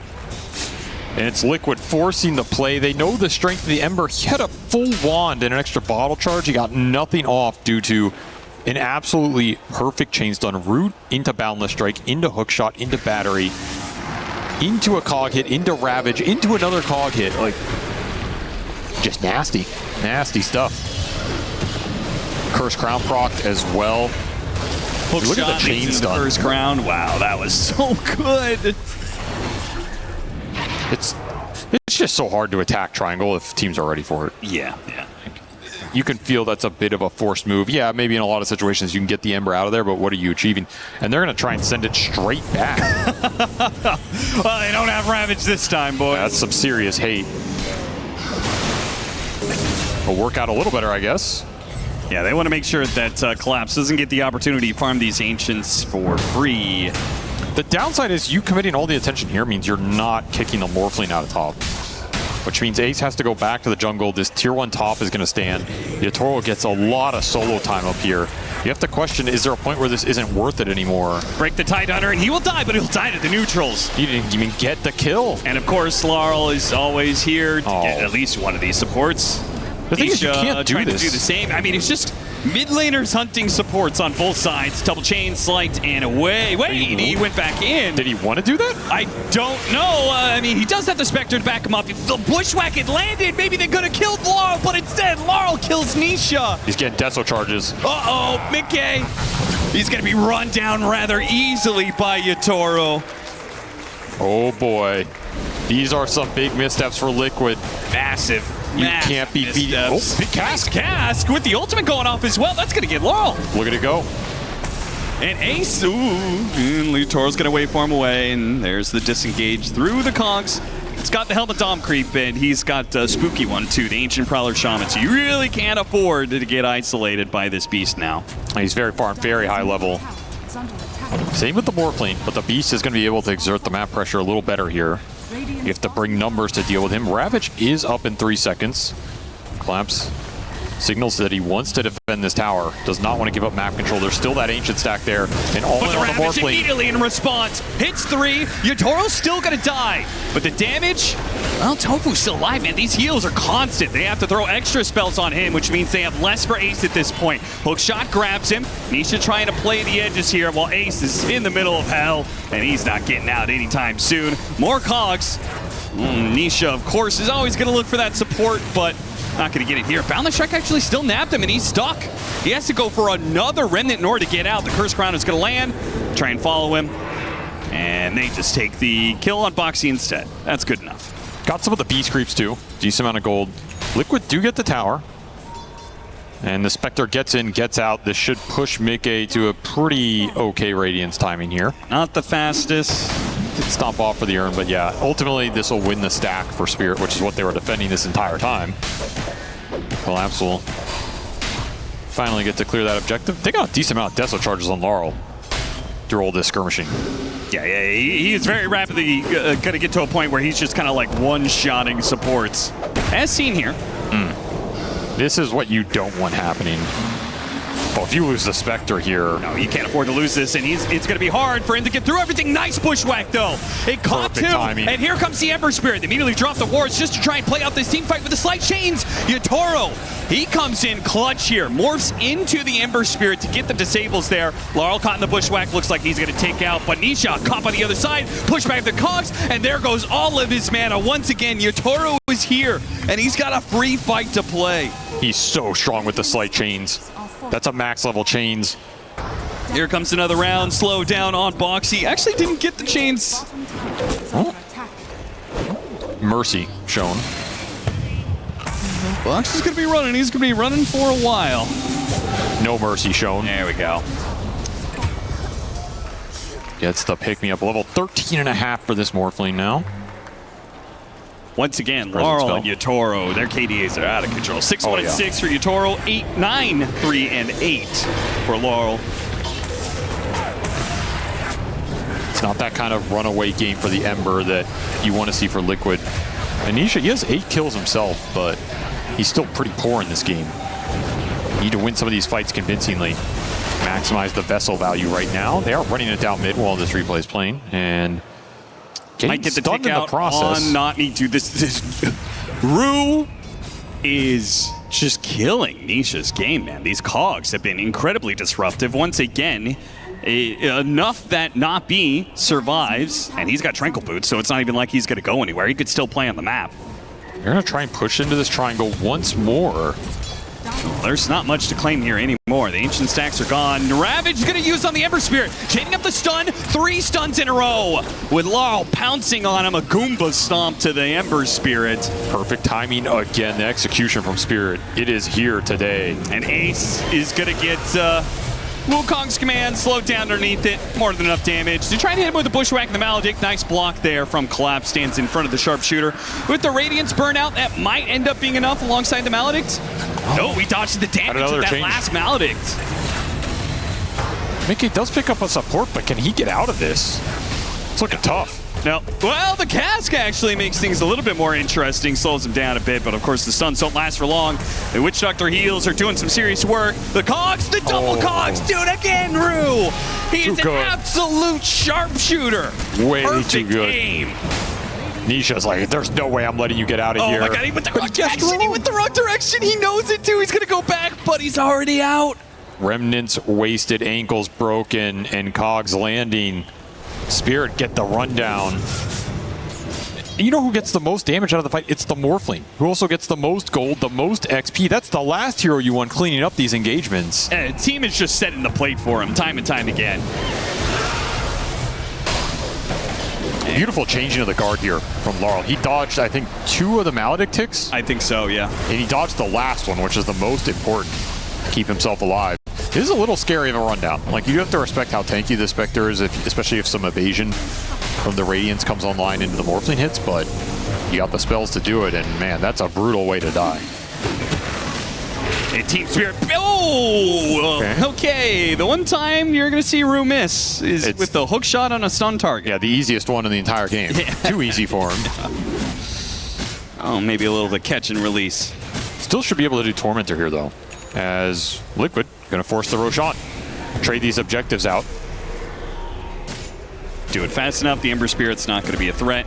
We'll try and kill Collapse. Do not want to let him steal your Aegis here. Yeah, just push him away. Make sure they can... Is he dead off that? He might be dead off that. He's going to blast lifesteal on the neutrals. Almost dies to him. Oh, he's Another dead. round. Now it's Bushwhack control.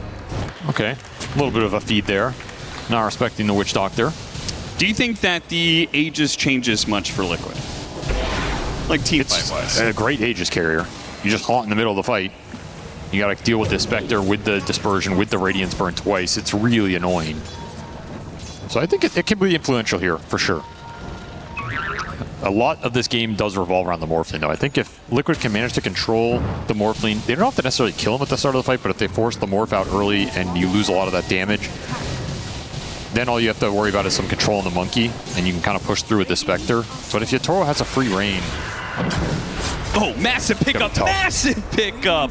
Okay. Boxy is the one to take the last hit for the 500 gold, but Mickey will still be content with the assist given how easy it was thanks to Boxy's setup there. Great find. And Liquid, despite the aggression not working for them from before, they're not slowing down. They make a play in both top and middle. They will trade out supports in the mid lane. BKB is done for the Beastmaster. So he can finally can get in there. Yeah, be a presence, which feels like he hasn't been able to accomplish too much here. Beautiful Bushwhack off of that Roar lead off. I asked you about the Spectre item build, and the reason was I was curious, how early do you get the Scotty in this matchup? Potentially very early in this game. Yeah, great item against the Morphling. Not bad against the other cores either. Sure. Yeah, he's looking at Manta and then straight Scotty. He's going right away. I don't mind that. The build-up's very slow. Yep. But again, the other item you're kind of looking at afterwards here is maybe Butterfly in a game where you're battling against a real true hyper agi carry. The Orchid into Bloodthorn can also be very strong on this hero, but I think there's going to be too many dispels here for you to go that route. If you're like ahead a lot early, I feel like that's a build-up that could really, keep the Morphling down. Yeah, Morphling's just a first item mana buyer. It's obnoxious. You still could end up with Bloodthorn in this game. Like dodge and away. That is a close call. Any stun hits him, he's dead in the water. Like figuratively and literally, so. Shard is online for Collapse. Feels like Liquid are stronger in the fight. They can find it in a nice way right now. First down Tofu. Damn, that did a lot of damage. What the hell? 440 adaptive strike after reduction. Pretty nasty. As TPs to the other side. I think Spirit is one of the teams that plays the fastest off of these cross-map kills. Like, they get one kill here, and then they just, like, mass TPs to the other side. You think faster than Liquid? They're also pretty fast in that category. Cox pushback on Ace. And Creep is gonna... Oh, we got him up to the high ground. That's gonna force a BKB use. Collapse apparently didn't know about the BKB use. Okay, I guess they just didn't see it. Lost vision of him for a second. Yeah, that's fair. Like, he sees it as he blinks in and pops it, but he doesn't stop it fast enough. That's fine. That's an opening for Liquid. They still have Aegis for a minute and a half. So you have Aegis Spectre, you have Haunt available, no Ravage. Surely you can try and aggressively force some action here. It's true. I thought they were going to wait for BKB on the Ember Spirit, but I totally forgot there was an Aegis on this Spectre, which, This isn't the most important one to use, but I mean, you just lost a tier 1 to Morphling. This feels very defensive. Like, why would you want to be giving Yatoro space right now? Nisha, Remnant's back. Yatoro is going to be the target here for the sharpshooter. Hook shot trying to run interference. A big burst of damage. Wait, I think he even might go to agility there. I think he did Agi morph at the end. Whoopsies. Well, rare time you're going to see a Yatoro misplay, I believe. He might have been dead either way as the sharpshooter landed before the Maledict was going to kick in, but he definitely didn't help the issue. No, not so much. And just not he had Vessel on him, so he morphs into strength. He's probably not going to regain that much HP. No, but he makes it a little easier for him at the end. Yeah, he went to Agi. You know, maybe he's like, you know what? I want to get out of here quickly. I'm not going to waste any time. Doesn't want to have a lingering death. Well, Avery, you said, don't want to give Yatoro space. No. Important kill in this game. He did have a streak too, right? Yeah, 5x streak going into the Ember of all heroes. Very juicy for Liquid. And also off of that kill, they're going to get an objective. Mickey should get the last hit on the tower. Oops, didn't get the last hit on the tower. But that will progress the Scotty, which the Scotty is going to be a very big timing for Liquid. Maybe they still feel better in fights right now. I think they do. I think the Scotty is an even bigger game changer. You just can't wait for it. Again, the build-up's super slow with double ultimate orb. Yeah, that's fair. If you get good fights with the Haunt off cooldown, you take it. And you have to respect the big cooldowns in this game. It's going to be a back and forth. Both teams trying to dodge like Ravage against Haunt when the Morphling's able to fight. BKB done for Laurel means he's going to be able to look a little more aggressively here, survive a bit longer. Ace's Helmet Dom creep is almost taking a tier 2. That was a lot of damage because that was a full HP tower not so long ago.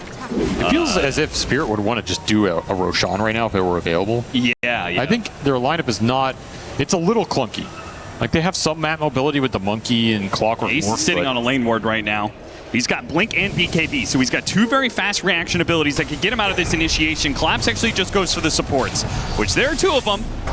Liquid might just the one fail. who might get out with a sharpshooter, pushing him away, but seems unlikely. Scurry's on cooldown for another second. They got the curse crowned on him. Hookshot actually nabs Ace there. He's going to be roared up, but what he really wants out of this is trying to force these BKBs on these cores as they clean up the supports. Nisha, he got hit by the stun. The Ravage to follow it up. That's all it takes. 1 stun will lead to 2, will lead to 3, and that leads to death. I can't believe Liquid lingered around there. The instant those supports got caught, I would have just instant bailed with everybody go push the lanes out. Yeah, that feels like not respecting Spirit.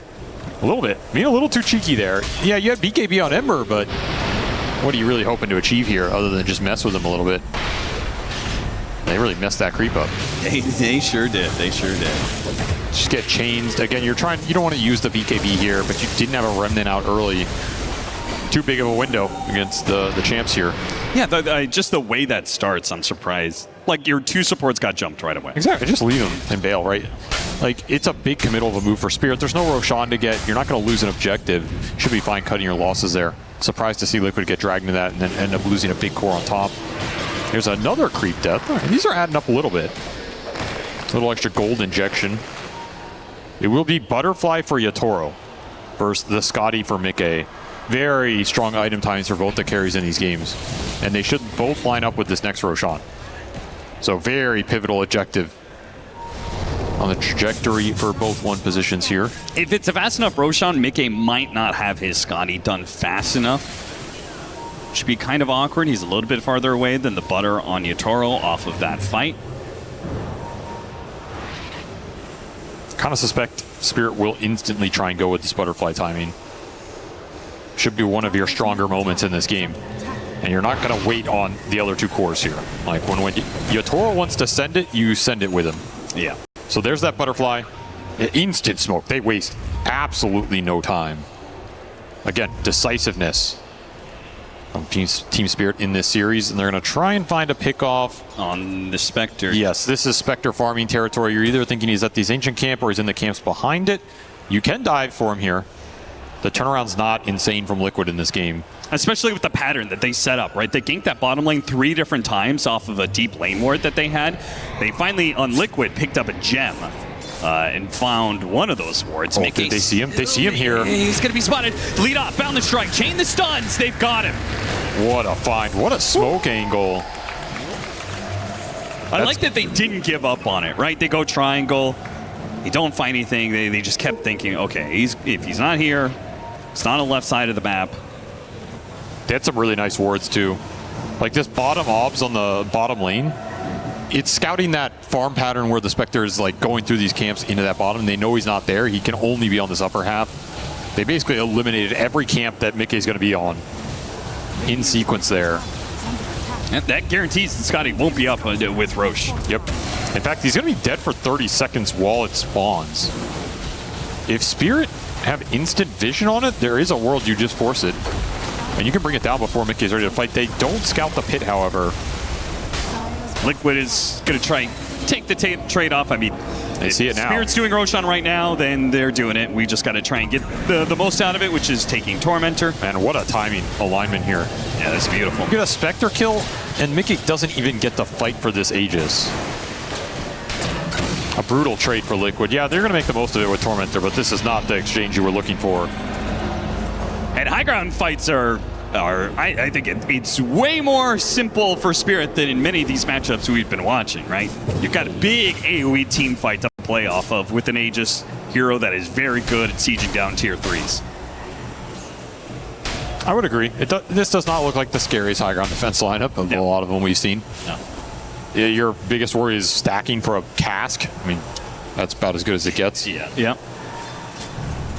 The one thing you're maybe concerned about in all the fights, not just a high ground, but it becomes a little easier on high ground. You really want to go through this? They are. Ooh. And it's Collapse who's going to be outnumbered. There's no way he expected this many heroes DP up here. It was just a squirrel.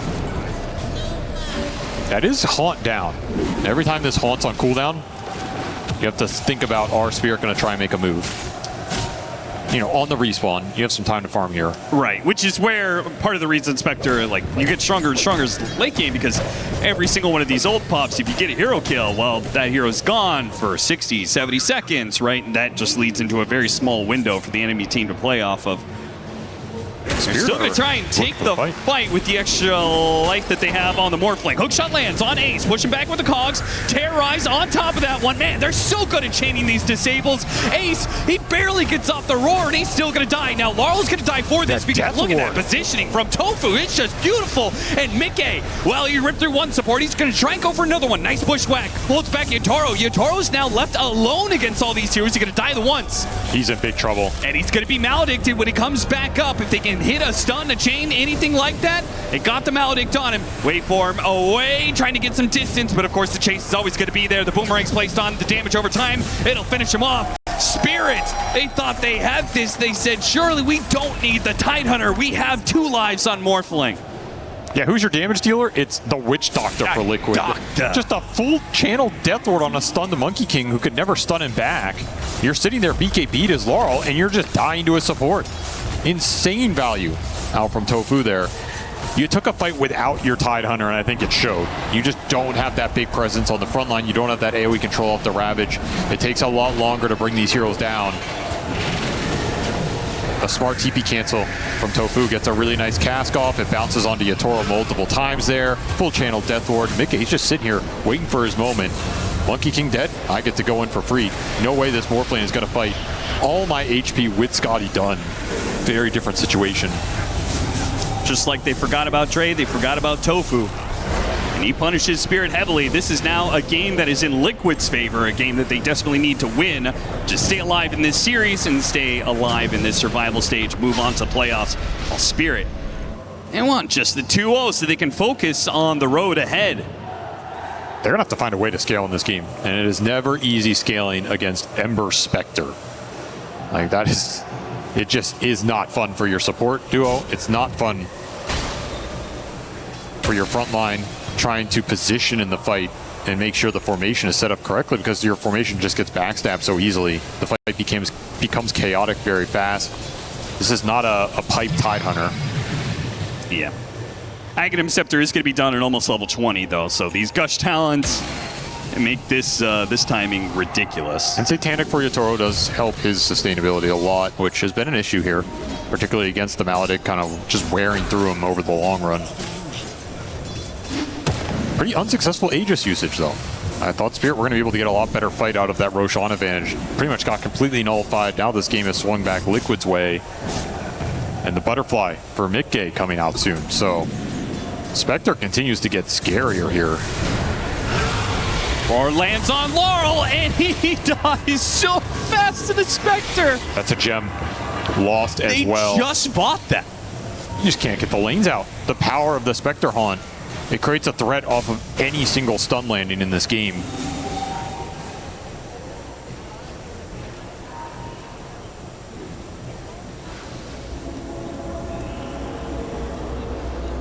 You actually buy out the Butterfly? I thought he was going to break apart the Radiance.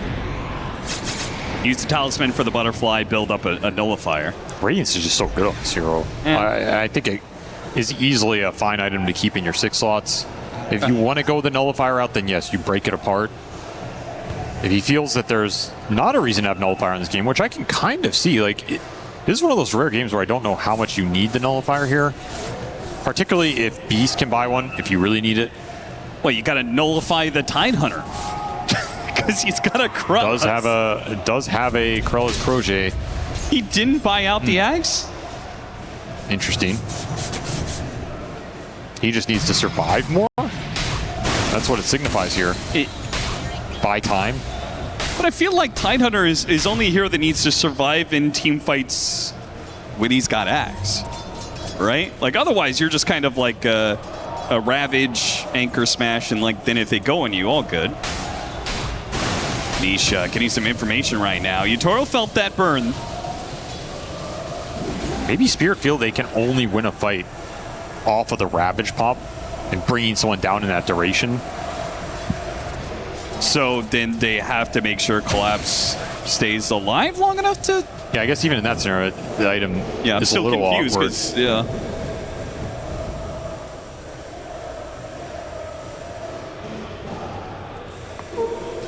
MKB for Yutaro. Should complete his slots nicely here. It's just very hard to get a jump now. The initiation's a lot easier for Liquid when the Spectre can follow up anything instantaneously. Can guarantee you find Monkey too. Like, you can't just hide in some tree line as Laurel this game. And he's got 25. So those Spectre illusions are hitting very, very hard now. It's a lot of damage coming out.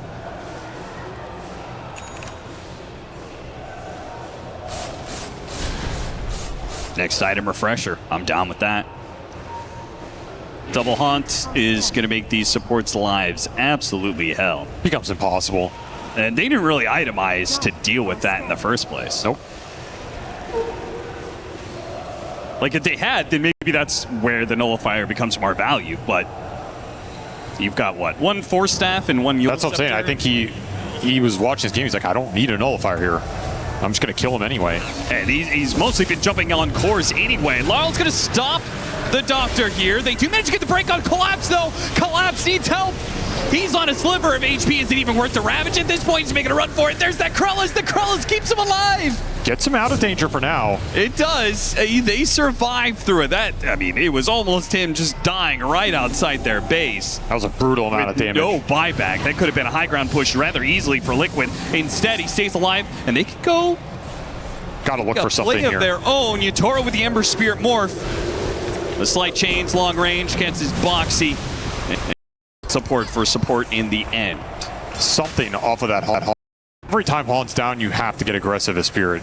You can lose the fight so badly. The Morphling will be strong when the Spectre is unable to join the exchange. And we'll see how fast this Roshan timer is. It's a long one. Yeah, that'll benefit Liquid. For sure. You're going to have your Haunt cooldown guaranteed here. Going to take another nice fight. Basher done for Mickey as well, so the control grows. Trade out that urn. You don't need it anymore. Look at this setup. Ooh, that was quick. Nisha breathing a sigh of relief there. Speaking of, we talked a lot about Nullifier. It is going to be an item in this game. Ace is going to be the one to grab it. So his Roar Initiation puts the Nullifier on him to make sure they can't, you know, Wind Waker save or Force Staff. He saw that Krellos for the Tide. He's like, someone's got to deal with this. Seriously. Will be a quick smoke from Spirit trying to abuse Haunt cooldown. Still there for 45 seconds, and they have Ravage available. The ultimates are favored for them right now. They're going to break on a Witch Doctor. Smokes at a break, and Tofu gets the blink away. Yeah, not what you wanted here if you were Spirit. Might still try and just force the fight straight up anyway. Yeah, they're walking into potential high ground vision, though. See Nisha. Gonna try and chain stun him. You get him. Hook shot, terrorize. The Roar goes out trying to delay. Now the Ravage over the top. All for Nisha, and they got him. Once again, Liquid. So good at being able to chain those disables. Now they're in pretty deep here, and they've used a lot. Rue is almost dead. I was going to say, if Nisha chooses to buy back, he could really do some damage. He's already killed 2 supports. Almost self-fuels on Not Me will allow him to get one more round of spells before he eventually goes down. Yatoro almost killing Ace. Force that forward. He does manage to get it, but now he's been maledicted. And here comes the Spectre form. They got the Bushwhack and the Death Ward. They combo together to kill the carry. Yatoro's down, and now the chase.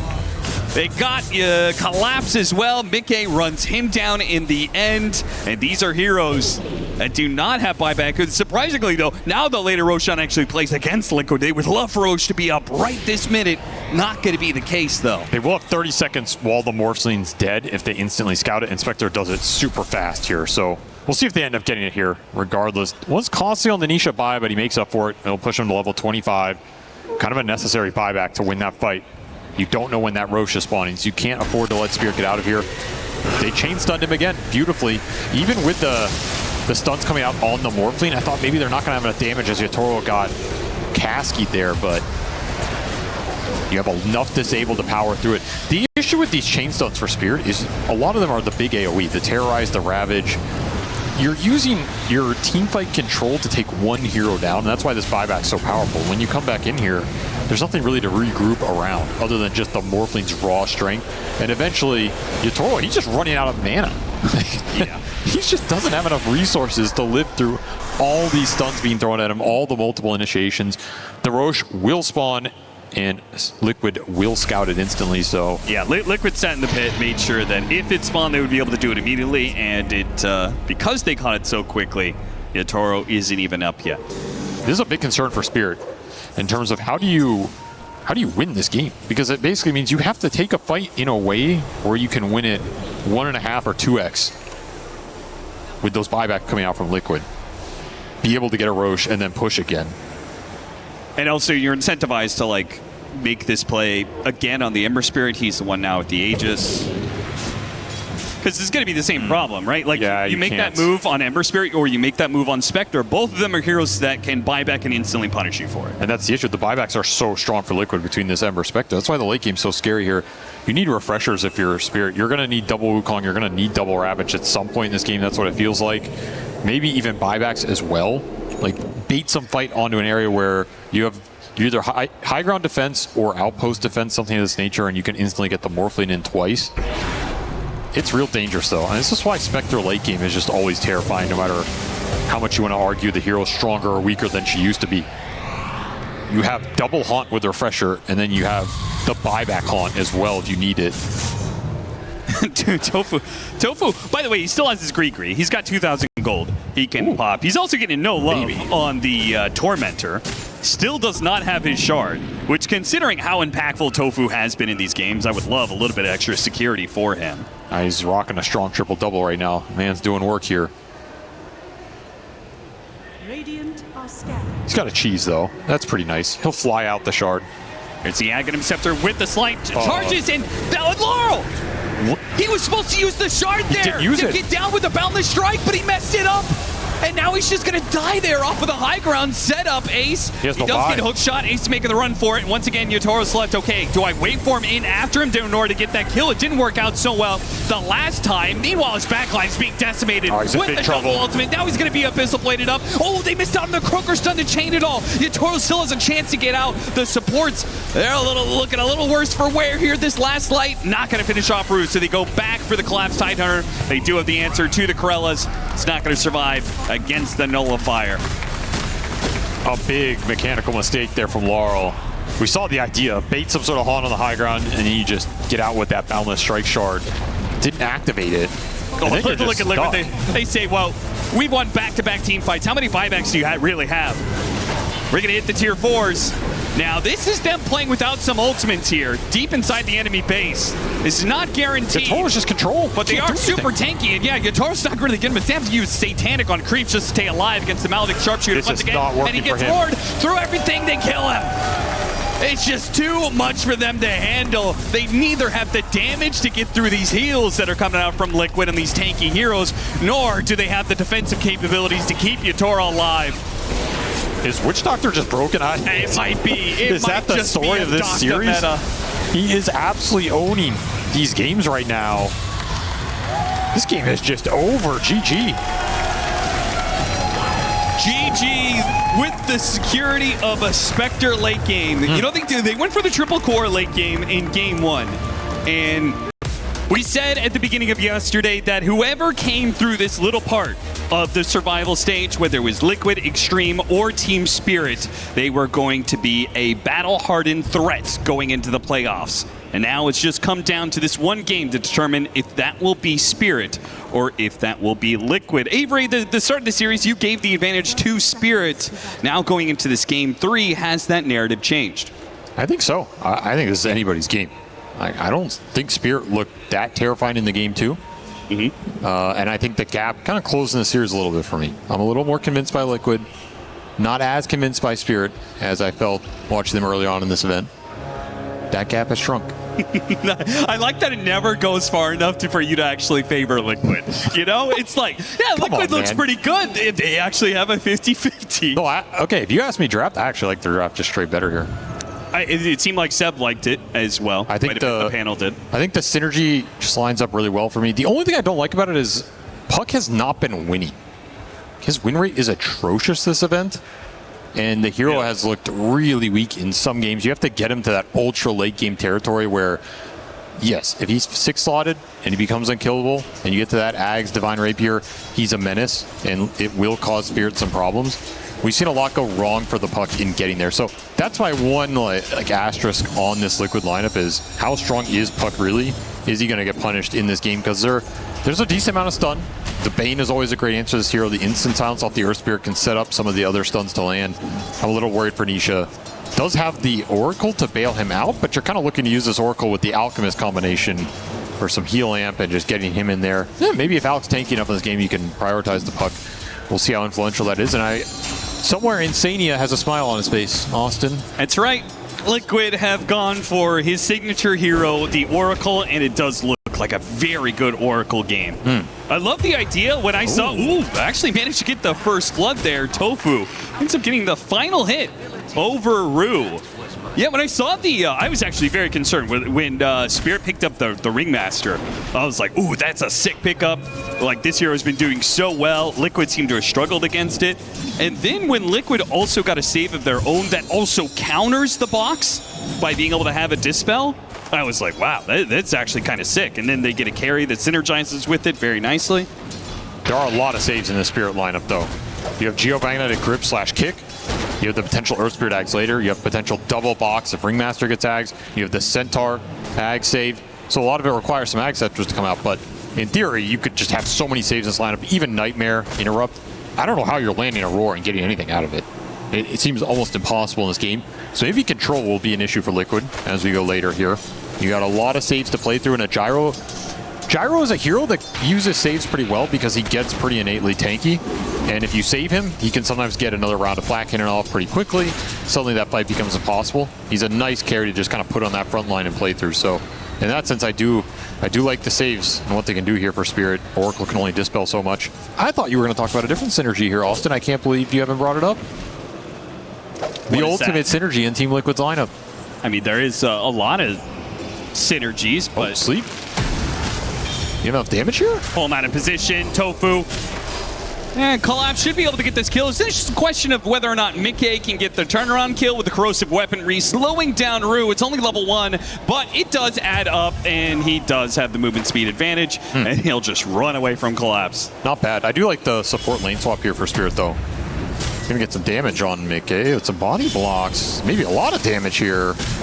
Another double edge? Is that going to be enough? Oh, we got him! Mickey, he ran away from the Centaur initially and then thought, no, I could probably do this. He would be incorrect about that assessment. Sick pickup. Well played by Collapse. Got to be worried about this double wave going in. I would bring the Ringmaster through the gate right here and play with it.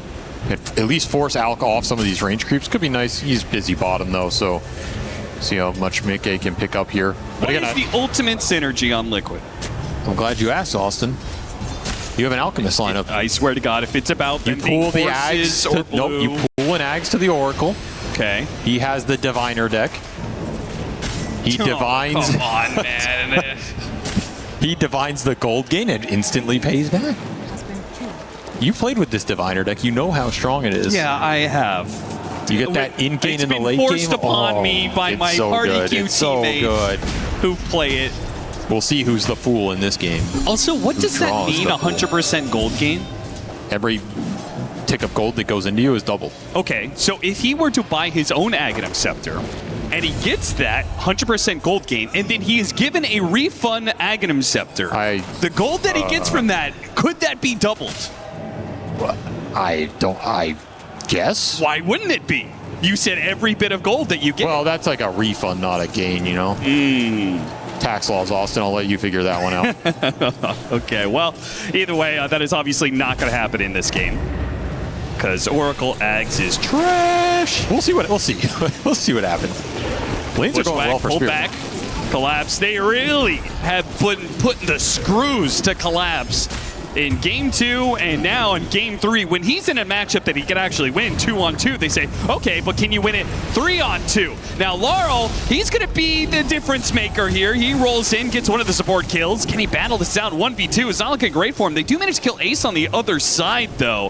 The support leaving does punish Ace rather heavily. That's a full wave and a half. That's actually triple range creeps that are dying under tower right now with no Beastmaster to collect. Has to go here.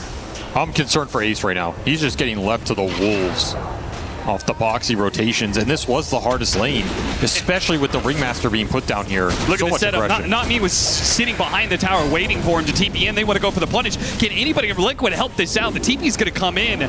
It's going to force the Oracle. There's a tonic here, though. You gotta look at the Carney Classics. Yeah. Be aware of that. Big heals. Boxy does spot him in the trees here with the Fortune's End. He's going to go for the Ancient Deny, likely. Too tanky for it, though. You just stick TP, maybe? Nah. Too much damage. Oracle snags another one. At least you get something out of the rebuttal here, but I'm still just concerned for how slow Ace's game has been. At least you have Alchemist to pick up some of the slack. A little extra gold injection for Mickey up top. Ooh, Boxy makes a run for it. He will stop the Power Rune from going to Laurel. It still gets picked up by Rue, but that isn't really a big deal whatsoever. Still a very solid start for Spirit. All 3 of their lanes are cruising well here. You get to an Earth Spirit ulti, you get to a Stampede, your aggression potential goes up considerably, and they play really well around this Bane setup. Got to be careful of where Rue is on the map. He's going to get a sleep top. This is the exact type of setup that can easily turn into a kill. Not with probably just the Centaur, but I don't know, if you get another double edge. One charges, unstable concoction to separate, no more double edges to be had. It's just scary getting slept on this map. Yeah. If you have the Oracle behind you, you're fine. If you don't, you're probably screwed in this game. We'll see if Spirit can contest the Wisdom Shrine. They're kind of angling towards it. They don't have 6 on the Gyro. They don't have Stampede. Or they do have Stampede. But, yeah, they're not going to risk going in there with the potential for Puck to rotate over. If you lose your Gyro, you throw a lot back this Beastmaster's way. They'll just split the shrines. Tofu is at very high level because of the kills those that have kills. gone in lane. Yeah, this is going to be an Oracle, which I find sometimes, you know, kind of gets stuck in this rut. If you don't get kills, you get a very slow level 6. This is going to be a fast one. We'll see if Liquid can utilize that in any way, because Spirit are definitely going to be trying to run you over. Mickey, Yatoro coming through the gate in the Stampede. Run him down. All he can do is unstable concoction to slow down the damage, but it will not stop it. Pulled back in by the Hurricane from Collapse with a Helmet Dom creep. Very nicely played. Team Spirit, and this is what we kind of envisioned to see in this Game 3, right? This is going to be Spirit bringing speed against Team Liquid. That's what the Gyro pick is designed to do against Beastmaster. It slows his tempo down, it gives you a lane advantage, and then Gyro can easily join early fights, make moves, throw that call down into a team fight around mid lane. So much emphasis to stop Power Runes from going to the Earth Spirit, but Team Spirit have the better of the 3-on-3. Regen's going to do a lot for Laurel here. Got to remember that Oracle prognosticate. Liquid know where the runes are. Right. So they can go there every time, but I don't necessarily think they're stronger in the contest. Yeah. Which kind of sucks for them. That's sometimes the issue with Oracle. He's had a nice early game here, but the Heroes isn't necessarily that strong in the 3-on-3 early on. There's a lot. Okay. Courier on Courier battle. With the Orb doing a lot. Unstable concoction from Mickey. That was actually pretty necessary for Mickey to show up to this fight. So good call from him to make that rotation over. Still, it's a heavy commitment from Liquid. 4 heroes just to kill a support. And that Wild Wing just denied the bounty room. Pretty nice to take these away from Liquid while you're just farming the lane anyway. Nice micro plays from Collapse. He got one of the defensive wards set up there from Liquid. Look at all the defensive vision they have around mid. They have that one ward, and then they've got 2 other wards around this mid lane. First Spirit TP bottom, trying to punish the Beastmaster. It's a pretty hard move to read for Ace. Their Spirit's been off the map. He has no vision down here because all the wards went around the mid lane. Ace is probably just like, leave me alone, man. He's going to use the board to try and drag creeps so deep into the jungle that he feels a lot more comfortable farming them. He is getting so close to his Helmadom creep, and he can't afford any more delays than he already has, because considering how fast Collapse's Helmadom creep is, well, it just means Collapse is going to be one step ahead of him for much of the game. Spirit are going to be able to drive the tempo here, no question about it. They get another sleep on the Oracle, and he is dead. The other thing about this game is they have a decent amount of gap close for the Oracle between the Centaur and the Earth Spirit. You know, it's one thing that, like, there's great synergy in this Liquid lineup if you can maintain the formation. Again, like game 2, I think Spirit have the better time breaking that formation and just getting on this back line. And if they do, if you take Oracle out early, if you land an Earth Spirit silence on him and you're focusing on somebody else, this lineup can kind of just crumble pretty quickly. The Beast is going to be poor. The Puck is going to be a little squishy here. Those are my big concerns. And you're looking at this Beast versus Centaur disparity. It's massive here. Yeah, huge net worth difference. 2,000 between the two of them. That is the net worth difference entirely between Spirit and Liquid right there. Wouldn't be surprised to see Spirit try and do that classic, bring your offlaner behind the mid-tier 1, look for that fight. Yeah. I mean, especially with the way Spirits have been playing, I wouldn't be surprised that they brought the Gyrocopter too. Or just like they've been playing a lot of 5-man. Dogpile on Ace more. I mean, that's why not? way. Why not? Rue is going to be pretty deep here behind enemy lines. Gives an opportunity for Ace to hit a good roar. What does he roar, though? The wheel goes out. He doesn't want to turn around for him. They do have the Oracle save, though. That's going to save him from a lot of magic damage. And Ace just kind of charging in. I thought he was holding on to a point there. He did not. So he did not have roar to level up to use in that fight, which I don't know if it makes a difference, but it certainly makes the fight impossible to win. I think he's also identified that roar is just not a good spell in this game either. Yeah, I mean, it's fair. There's just too many saves. I mean, yeah, you probably do a little better with the roar there, but I don't think you get anything. Ooh, unicycle initiation. Hits him with the whip. Styling on him. See Collapse creeping his way towards mid. That threat is open. I guess with Magnetize on cooldown, though, you're not looking to get too aggressive right now.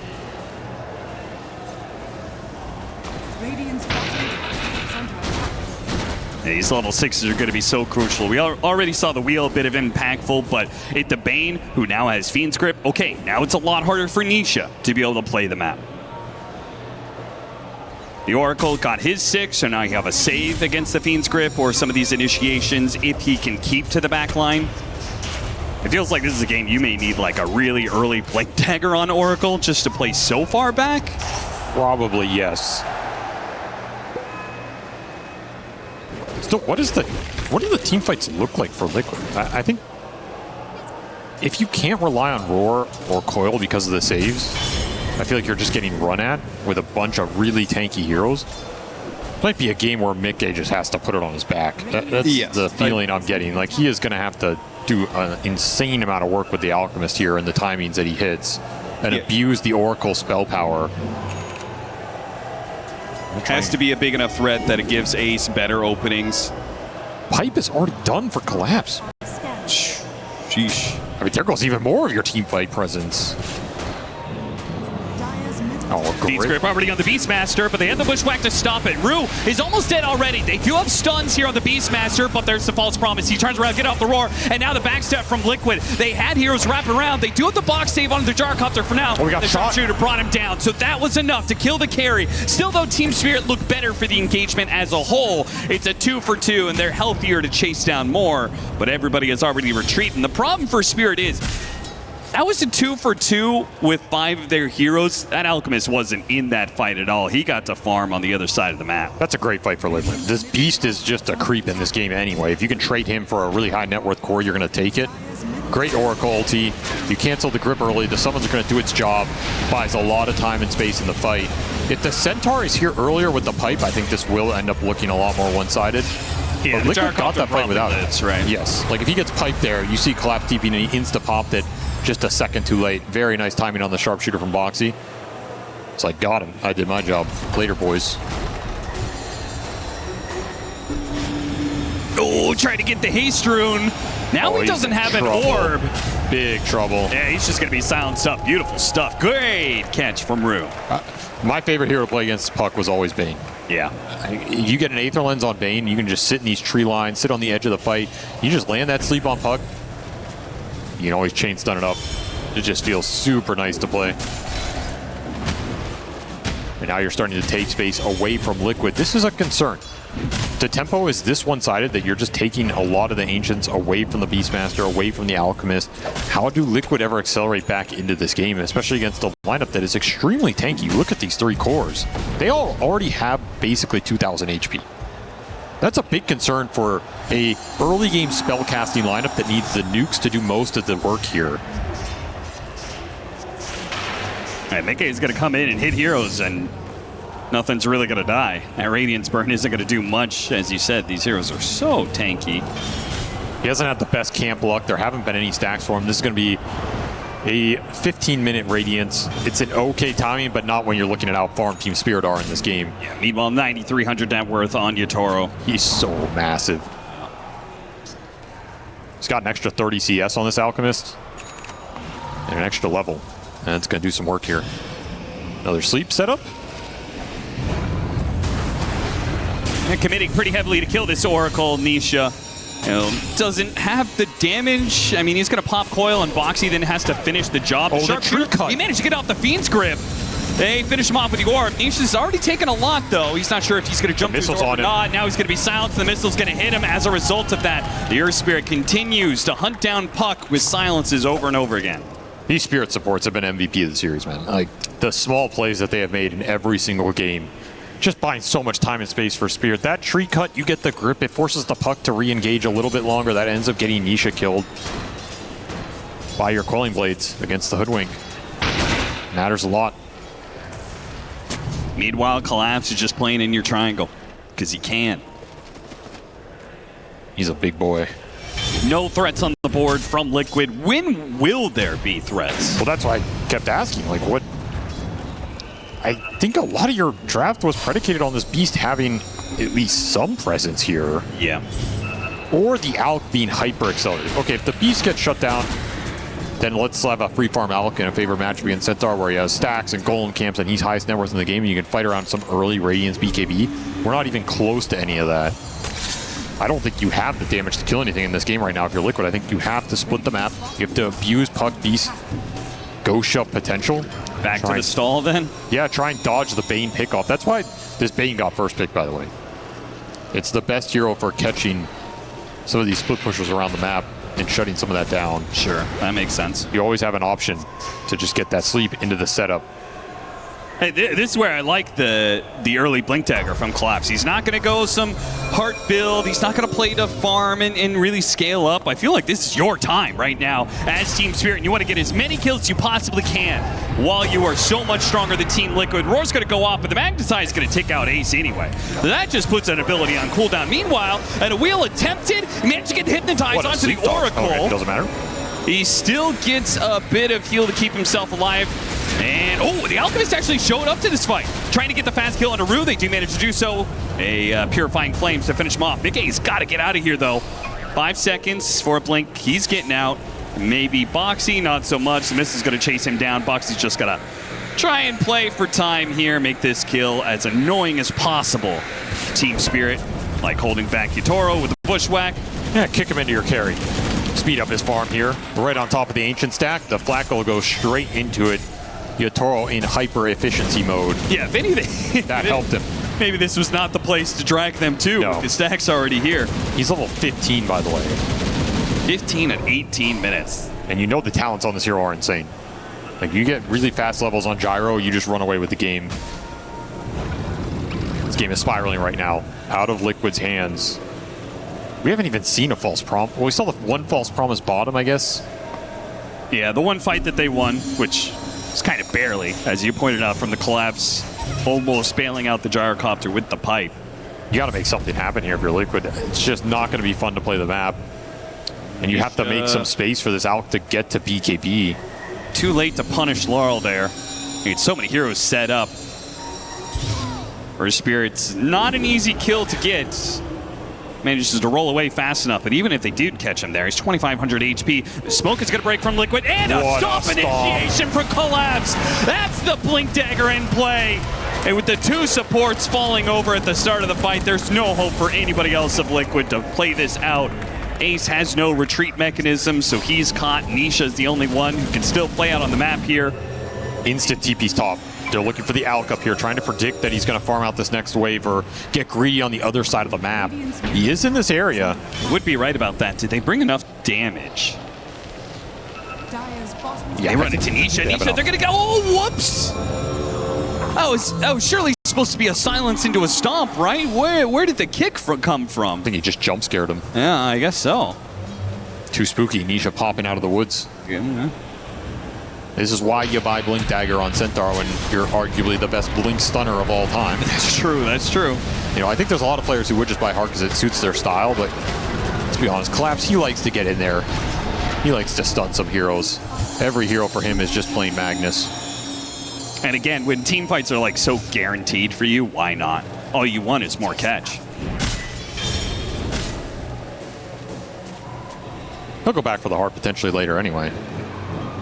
I think it is kind of a good Centaur Heart game. Mickey is working his way towards BKB. They'll still have a damage problem, but I assume Liquid is going to try and take some fights off of that. You have to.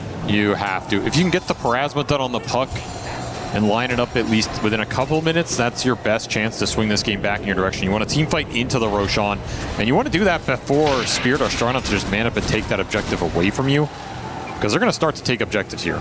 Tormentor is likely theirs. They could just go in the pit when it swings down here at the 25-minute nighttime. I doubt they do it on the upper half. Ether Lens already for Rue. Not going to go Blink. I thought maybe there was a chance against the puck, but Ether Lens is really nice. Scepter is very good. Yeah. Going Ags against the Oracle's a bit of a mixed bag. But it does put Tofu in a lot. It puts him in a much higher pressure situation to hold that ult no matter what, which sometimes backfires. Like somebody gets gone on, they're dying. You kind of have to false promise them there, and then all of a sudden you can just ag trip anybody. I think it's totally fine when you're in an advantageous position like this and you have a bunch of initiators on your lineup. There's the BKB for the out. The puck Parasma, is he still going Parasma? Nope. So you kind of just have to go with this Alk BKB. This better work for Liquid, because if they don't get some sort of wins out of this timing, it feels like their next time is going to be like 10, 15 minutes from now. Send it. Good initiation to start off. Being able to kill the save. It'd be nice if they'd be able to take some more fights off of that, but Team Spirit, they're too disciplined to let that happen. They're just going to play behind their towers, which they have all of their Tier 1 towers currently. So even in defense, they still own 50% of the map. We need more off this Alk timing right now. Just no way around it. You can't force the Roche. Can't really go for another play. You're just left to farming the map. Chase after the puck here. Tofu's been playing around Nisha, though, this entire time. Collapse has been so annoying with these Dom creeps. He sent like the last 2 or 3 into the Liquid Ancient camp and just body blocked it every time. Ace just keeps going here to farm Ancients or get like a Helm of the Overlord Ancient. Yeah. And there's just a Collapse creep sitting there. He's holding onto an Alpha Wolf right now because Yutoro was blocking out another camp with his Manta Illusions. These guys are saying, like, even if you feel like you could take team fights right now, like, we're just going to hold this map, and you're still going to be the worst for it because we're blocking away so many of your valuable camps. Don't pull kill on the Centaur. Had to use a false promise on a Hoodwink there. Now Nisha comes in, and Nisha does have an amp damage. That makes things very different, especially with Mickey coming in. They actually have some damage. Laurel making a run away with a Stampede, and now here comes the supporting cast, especially with Hypnotize on Alchemist, stalling things up a lot. Fiend's Grip and the Gyrocopter. Perfect now grip. Here with all the damage. They give him what they can, but this Alchemist is left behind. That was so unlucky for Mickey. Yeah, what was that? He got stuck behind the hoodwink tree from the acorn. He was effectively cliffed for 5 seconds. That's crazy unlucky. Sometimes the fights go your way and sometimes they don't, and that was one that was just not going to go as Liquid's way after that one again. he gets stuck here. Oh, man. He had no quelling. He basically just got stunned by his own hoodwink for 5 seconds. And then he got hypnotized into the wheel. And then you're like, oh, I'm trying to get out of this fight. Nope, you're gripped from downtown and you have no false promise to bail you out. So this out got absolutely nothing done. Didn't even get the pop to BKB. Just a bit of bad luck that compounded there, and Spirit take advantage of it. There still seems to be an issue, though. I mean, that was... I thought the fight was going to work for Liquid because they had amp damage on Puck. But Team Spirit is actually so strong and so tanky right now that even with an amp damage, they didn't really come that close to killing Laurel, let alone big old collapse. You have 2 of the top 3 highest strength gain heroes in the game in this Earth Spirit and Centaur. And it's going to do some work for you in this game. That's for sure. Radiant's bottom tower is under attack. And these item progressions have been slow for Mickey as a result. He was trying to build up an AC, doesn't even have one of the components yet.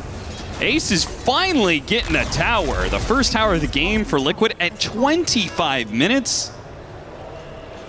I feel like there's a win rate chance there that is pretty abysmal. It does not bode well, no. Foxy. Nice, real defensive ward, which in a way is very deep into Liquid, where they're going to try and be farming a lot of this game. Foxy just walks through that ward, easy setup for Laurel. And they can do that kind of setup because Yotaro is untouchable. He's got an Aegis, he is level 19, he has a Daedalus. There's planning the Ringmaster behind him. You have Stampede to bail him out anyway. Yeah. Impossible to go on this gyro right now. Surprised he didn't stick around to finish that tier 2. He goes back to it. Felt like there was going to be some move coming in with them showing heroes bottom, but Liquid have no intention of trying to fight this gyrocopter right now. Nick just blocked his own camp and spat it up with Spirit blocking your camps, but got to pay attention to that timer. Still 3 minutes on the clock for this Aegis. That is a lot of time to continue to take objectives here and just hunt the map with the Bane plus whoever. Which right now, that's Bane plus the Earth Spirit.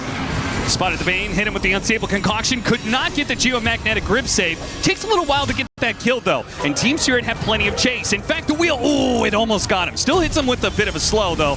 BKB from Mickey. Probably have to Nightfall out of here. Yeah, you're gonna have to TP. I mean, not the worst exchange. You're at least getting some map pressure. The Puck got another wave. His Parasma's done. It's buying time. That's what you want right now during this Aegis period. Just don't want to bleed any bad team fights.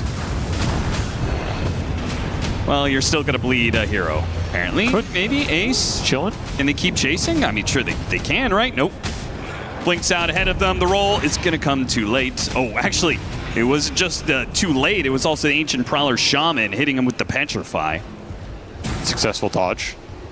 Buying more time, trying to even out this lead right now. But of course, Spirit are just right back to it. They just keep putting threats on the map, trying to get him on the Fiend's Grip. That was close. Not to be caught by that. It's really spooky, especially during nighttime against Bane. In a game that it almost feels like, I mean, he's going to go Aeon Disc, which between the Fiend's Grip and the silence of the Earth Spirit, I kind of get it, but also feels like you're not solving your damage issues, right? I almost think he has to go something more offensive here. Yeah, that's. I don't see you winning fights with Aeon Disc Puck. Maybe they just don't see a way to win the fight in the short term, so you go Aeon Disc and you rat this game. Yep. However, Spirit can just go high ground. 100%. So I'm not sure I buy that as a pathway to victory in this game.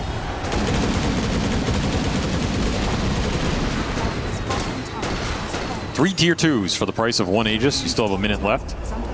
Daedalus and level 20 done for Yotaro. He is absolutely massive. AC finally done for Mickey. Another timing for this Alchemist if you can try and get something going with it. We'll have an Aegis expire soon as you finish up that last tier 2. Could poke the high ground here.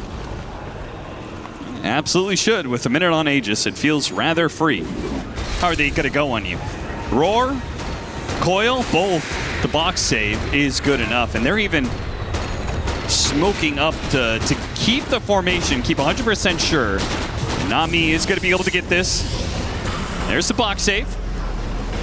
Bushwhack eventually wears out. They hit him with the Fortune's End, but it's already too late. Yotaro, you got a Hurricane Pike down to the low ground. That's Chemical Rage on cooldown. That's good enough value. You're not really looking to take that fight with the Sages nearing expiration. You just want to get Liquid back in their base. It's going to help build a gold lead, get the lanes in. You had the Earth Spirit or the Bane setting up bottom anyway, kind of looking for that puck split push, so didn't have everybody there if a true fight broke out. It's going to give you full map control here. A lot to play off of. Still nighttime for 30 seconds.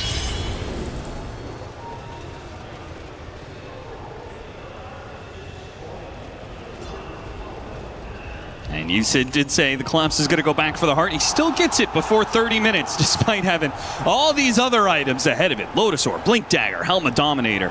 He is the third most farmed hero, almost keeping up with an Alchemist. Very impressive. An early gem picked up for Liquid because in order to rat the map, they have to make sure the team here doesn't have vision of them. Hard enough to dodge this team. Even worse if they have information over you. A cross-map smoke, trying to catch anything and everybody. The Aeon does get delivered for Nisha just in time, and he's going to need it here. Just they went for him. See if they can get some damage on him. The missile's still going to chase after him. Now, Tofu's also here. They got him on the Fiend's Grip, and there is the False Promise save. So, everybody is away. It's all free for Spirit, though. Yeah. That was probably the fastest Aeon disc pop I've ever seen. Yeah. Lasted about 2 seconds. And outside of those times where you could assemble it. Have to keep the puck alive, though. He's your gem carrier right now.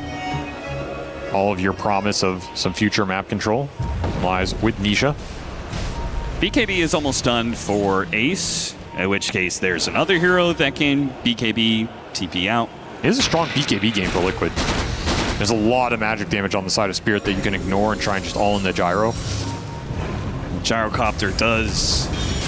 It's pretty tanky, pretty hard to kill. Tofu rolled in on by the Earth Spirit and the Centaur. This tanky duo of theirs, they go on any hero they want. There is not going to be a rebuttal whatsoever from Liquid.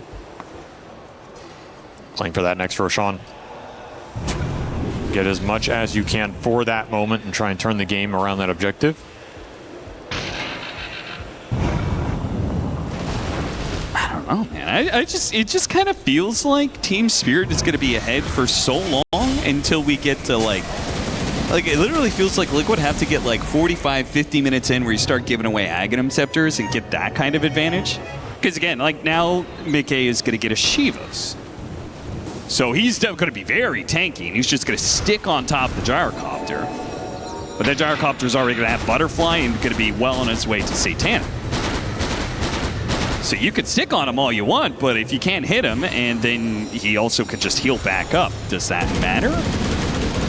It's a good matchup for Alk. He will have the False Promise behind him.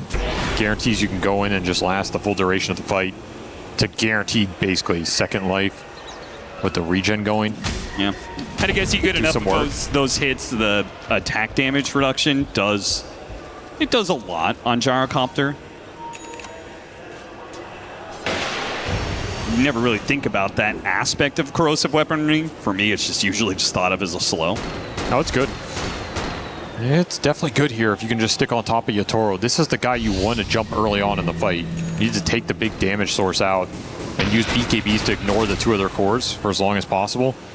Going on one of these beefy frontliners will likely not work out for you here. I think that fight's going to be too free for Spirit. They're grinding it there, though. The lead has not grown for some time.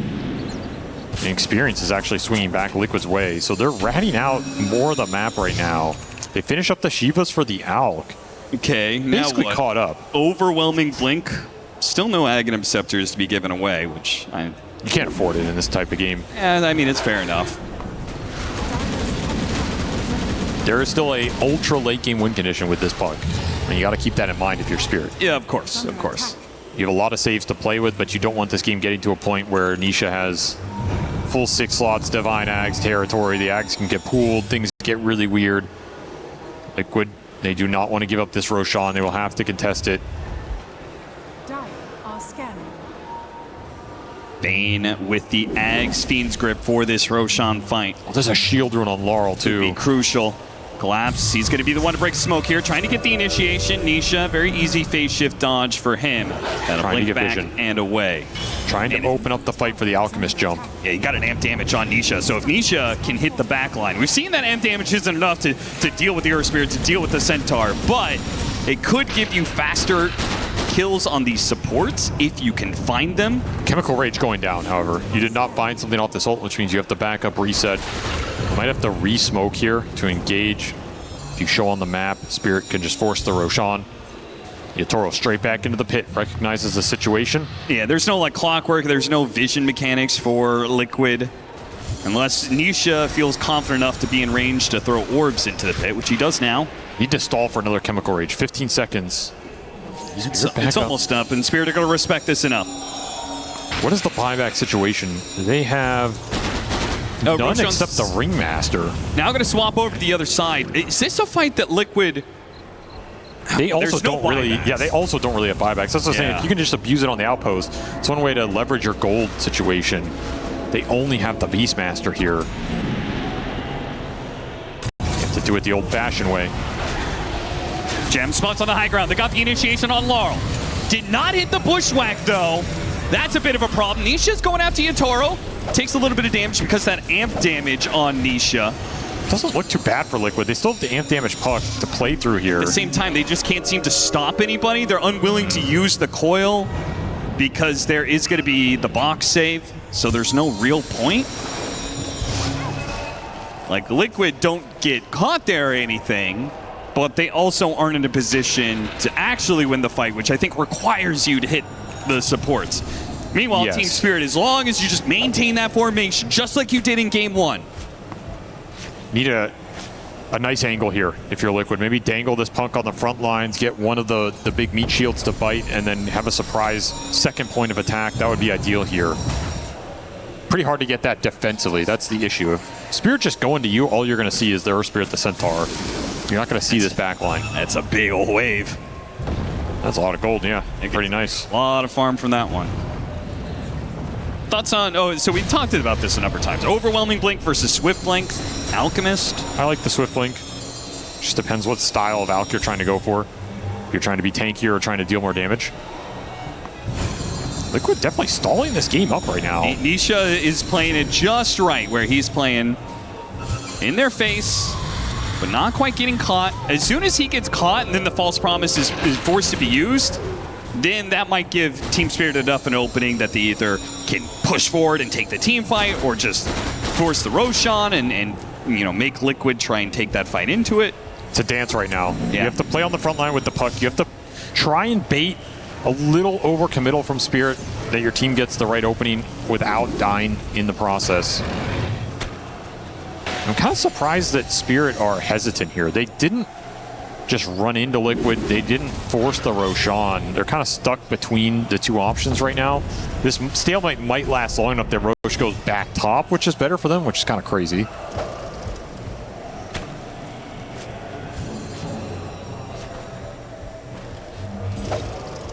Maybe you're just waiting for Satanic on Yatoro. He did go the BKB first, which actually surprised me because I thought he would have just gone straight Satanic and maybe even skip BKB because you have so many saves behind you. But now he has both, so he's an absolute monster. Might not get everything. 4,000 HP on this gyrocopter with the pendulum. That's a lot of time to play with and a lot of HP. That gives you a lot more confidence to force the Roshan. They're still not just doing it, though. Again, they are respecting the hell out of Liquid right now. In a situation from... Too much respect. This is basically 5 minutes that we've been waiting for these teams to take this Roshan engagement. And yeah, okay, the orb is right on top of Roshan. Team Spirit's still hitting it. So Yatoro has kind of made the call. Even still, they're going to, go up to the high ground here. Yatoro really wants them to go on it. And Nisha will have a poke here, but of course... Chemical Rage. Yeah, they managed to hit him with a bushwhack there. Got the stomp out. They go for the burst. They got really him down to about grip. half HP. And there's nothing to stop this Fiend's Grip. Oh, poor Oracle just got gone on. Mickey took so much damage here. He's making a BKB. Chemical Rage run away. Maybe he actually gets out here. So despite the full Ags Fiend script going off, got the silence onto the puck. Now the puck is going to die. And one way or another, Team Spirit will get that core opening kill that they need to 100% secure the Roshan. The fight got split so early on. That's the power of finding Oracle at the start. You get that free grip, and that counter's completely out of play. So much zone control between Centaur running in, Shiva's Earth Spirit. The wheel got dropped right on the stairwell. That fight just looked impossible to run into. Your Alk gets out alive, and it shows how tanky he is in this game. But both teams are just looking straight for the support duos. It's a nice coil. There's a decent amount of damage coming out from Nisha, but he can't stand there alone. The whole team's just getting zoned. I just can't believe they win for that gyrocopter. Kind of surprised he got caught here. He almost had another orb phase shift. Cast range reduction on the Enfeebled doesn't help him at all. And now Team Spirit, it's been a bit of a stall, but they're in a position to just end the game. This game could be over in this next 5 minutes. You've got insane timing for this gyro. Gyrocopter hitting high ground with an extra life. Satanic back up the full. There's no tier 2, so they can just continue to occupy this base. They're going to force Liquid to take another team fight. Do you have the Nullifier on the Beastmaster for Nullifier Roar? Helps you deal with some of the saves here. And there's an Ags for the Alk. He's gonna pull it to the puck. Nisha doing a lot more damage now. Dream Coil is a big threat. He got the Conjure's Catalyst as well. Goes out, Nullifier as well. They do not have a box save for Yatoro nice here. Coil they in the managed back. to chain up all the stunts. They're trying to get him inside the cart. They still buy out the Gyrocopter. He's good, and that's the Aegis. If you can't even kill the Aegis, then a longer fight, well, it's the only way Liquid can win at this point in time. Trying to hit the Bushwhack, only got collapsed. Another Nullifier placed on Yatoro. He just Hurricane Pikes down to the low ground. Gotta find Unstable something here. Concoction bounce back onto Mickey off a Lotus Orb. He needs a bit of help. They still have the False Promise. Any hero gets too low. Laurel gets the kick out onto the Hoodwink. All they need is little pickoffs here. Eventually, Liquid will run out of steam, and they can take a second lane of Barracks. Magnetize is going to push back the cores. No Chemical Rage up. Nisha. Nisha dead. No A on this, no bailout. Still an Aegis on this gyro. They got nothing there. And now it's a level 25 Gyrocopter. The puck did 7,000 damage and killed nothing. Yep. The power of the sustain in this lineup. Just too many tanky heroes. Now, one last stand at a 4 versus 6. Boxy's going to buy out for it. Again, who do you go on? Going on the gyro is just not the ticket. Yeah, at this point, your only hope. They sneak up the side. All the way up the top part of the map. It breaks, but it runs in. Shiva spots the supports. They're going for him now, but the geomagnetic grip. Laurel is there to save the day. And it's a Fiend's grip turn around on Mickey. The Gyrocopter will go make his way to the Alchemist, who's still going to try and hunt down this Bane, even with the Fiend's grip. Use another save from Laurel. He keeps it up. A Bushwhack onto the Earth Spirit. Mickey's getting a little bit lower here. Off the stomp, and there goes the dieback on him. Mickey lower and lower. His Chemical Rage is running out soon. Same goes with his BKB. He's not going to have any way out of this one. He's deep in enemy territory. All they have is his False Promise. He's making a run for it. Got to get back to the fountain. 12 seconds until the puck is back up. They stalled the push. Aegis, I guess you still have a minute on the Aegis. They've only stalled it so much, though. Yeah, Yataro's just going to run right back into it here. Secure Megas. The puck is back. They had the glyph. Now they're gripping 22. Just waiting for Nisha to go in deep. Chemical Rage in 4, 3. Building, gonna drop before they can even make the initiation here. Liquid's playing against Megas for their life. Don't even find anything on the return. You need Divine Rapier on this puck. There's like no other way to create a threat on the backline because no one else can join Nisha there. He's landing some great coils on the supports, but nobody's able to follow it up. So he either has to have enough damage that he can do it himself, or somehow Liquid find an insane angle to get the Beastmaster or the Alchemist in there with him. And this Alch is tanky though. Like, goddamn, he just sits in the middle of the whole team. Couldn't care less. He is, but he's not hitting particularly hard. No, he doesn't do any damage. He's getting enfeebled too. That doesn't help. And Collapse? He's a wet noodle. Collapse is a 5,000 HP Centaur, right? See these hits from the... They hurt. The Alchemist, right? Well, put a Crimson Guard on that. I think your hits stop doing anything. This damage block that collapsed with the late Crimson Guard is going to completely neutralize it. They might not wait for this next Roshan. Your Aegis is about to expire, but you can absolutely just send it here. A grip on the out. Okay, force a false promise. I don't think you mind that trade anymore if you're Spirit. Yeah, absolutely, especially with Laurel seeing that positioning of the supports, rolling straight to him with the Shivas. Mickey's going to go back. Nami actually got pretty far forward here. They have the coil on him. Mickey, he has to finish off the support and then reset back to the fountain. He can't even get the kill on the support, and they're taken out to the magnetized now. First it's Ace, almost boxy as well. Mickey dies right in front of his own fountain, and he has no buyback here. Liquid, they don't have anything left in the tank. They may have survived against Extreme Gaming, but Team Spirit is just another beast. In a Game 3 on elimination, Team Spirit, they lock it down with their tricore of just mass HP heroes. And they are going to go to the playoffs. Team Liquid will be eliminated, and Team Spirit will move on. That's one of those series that can definitely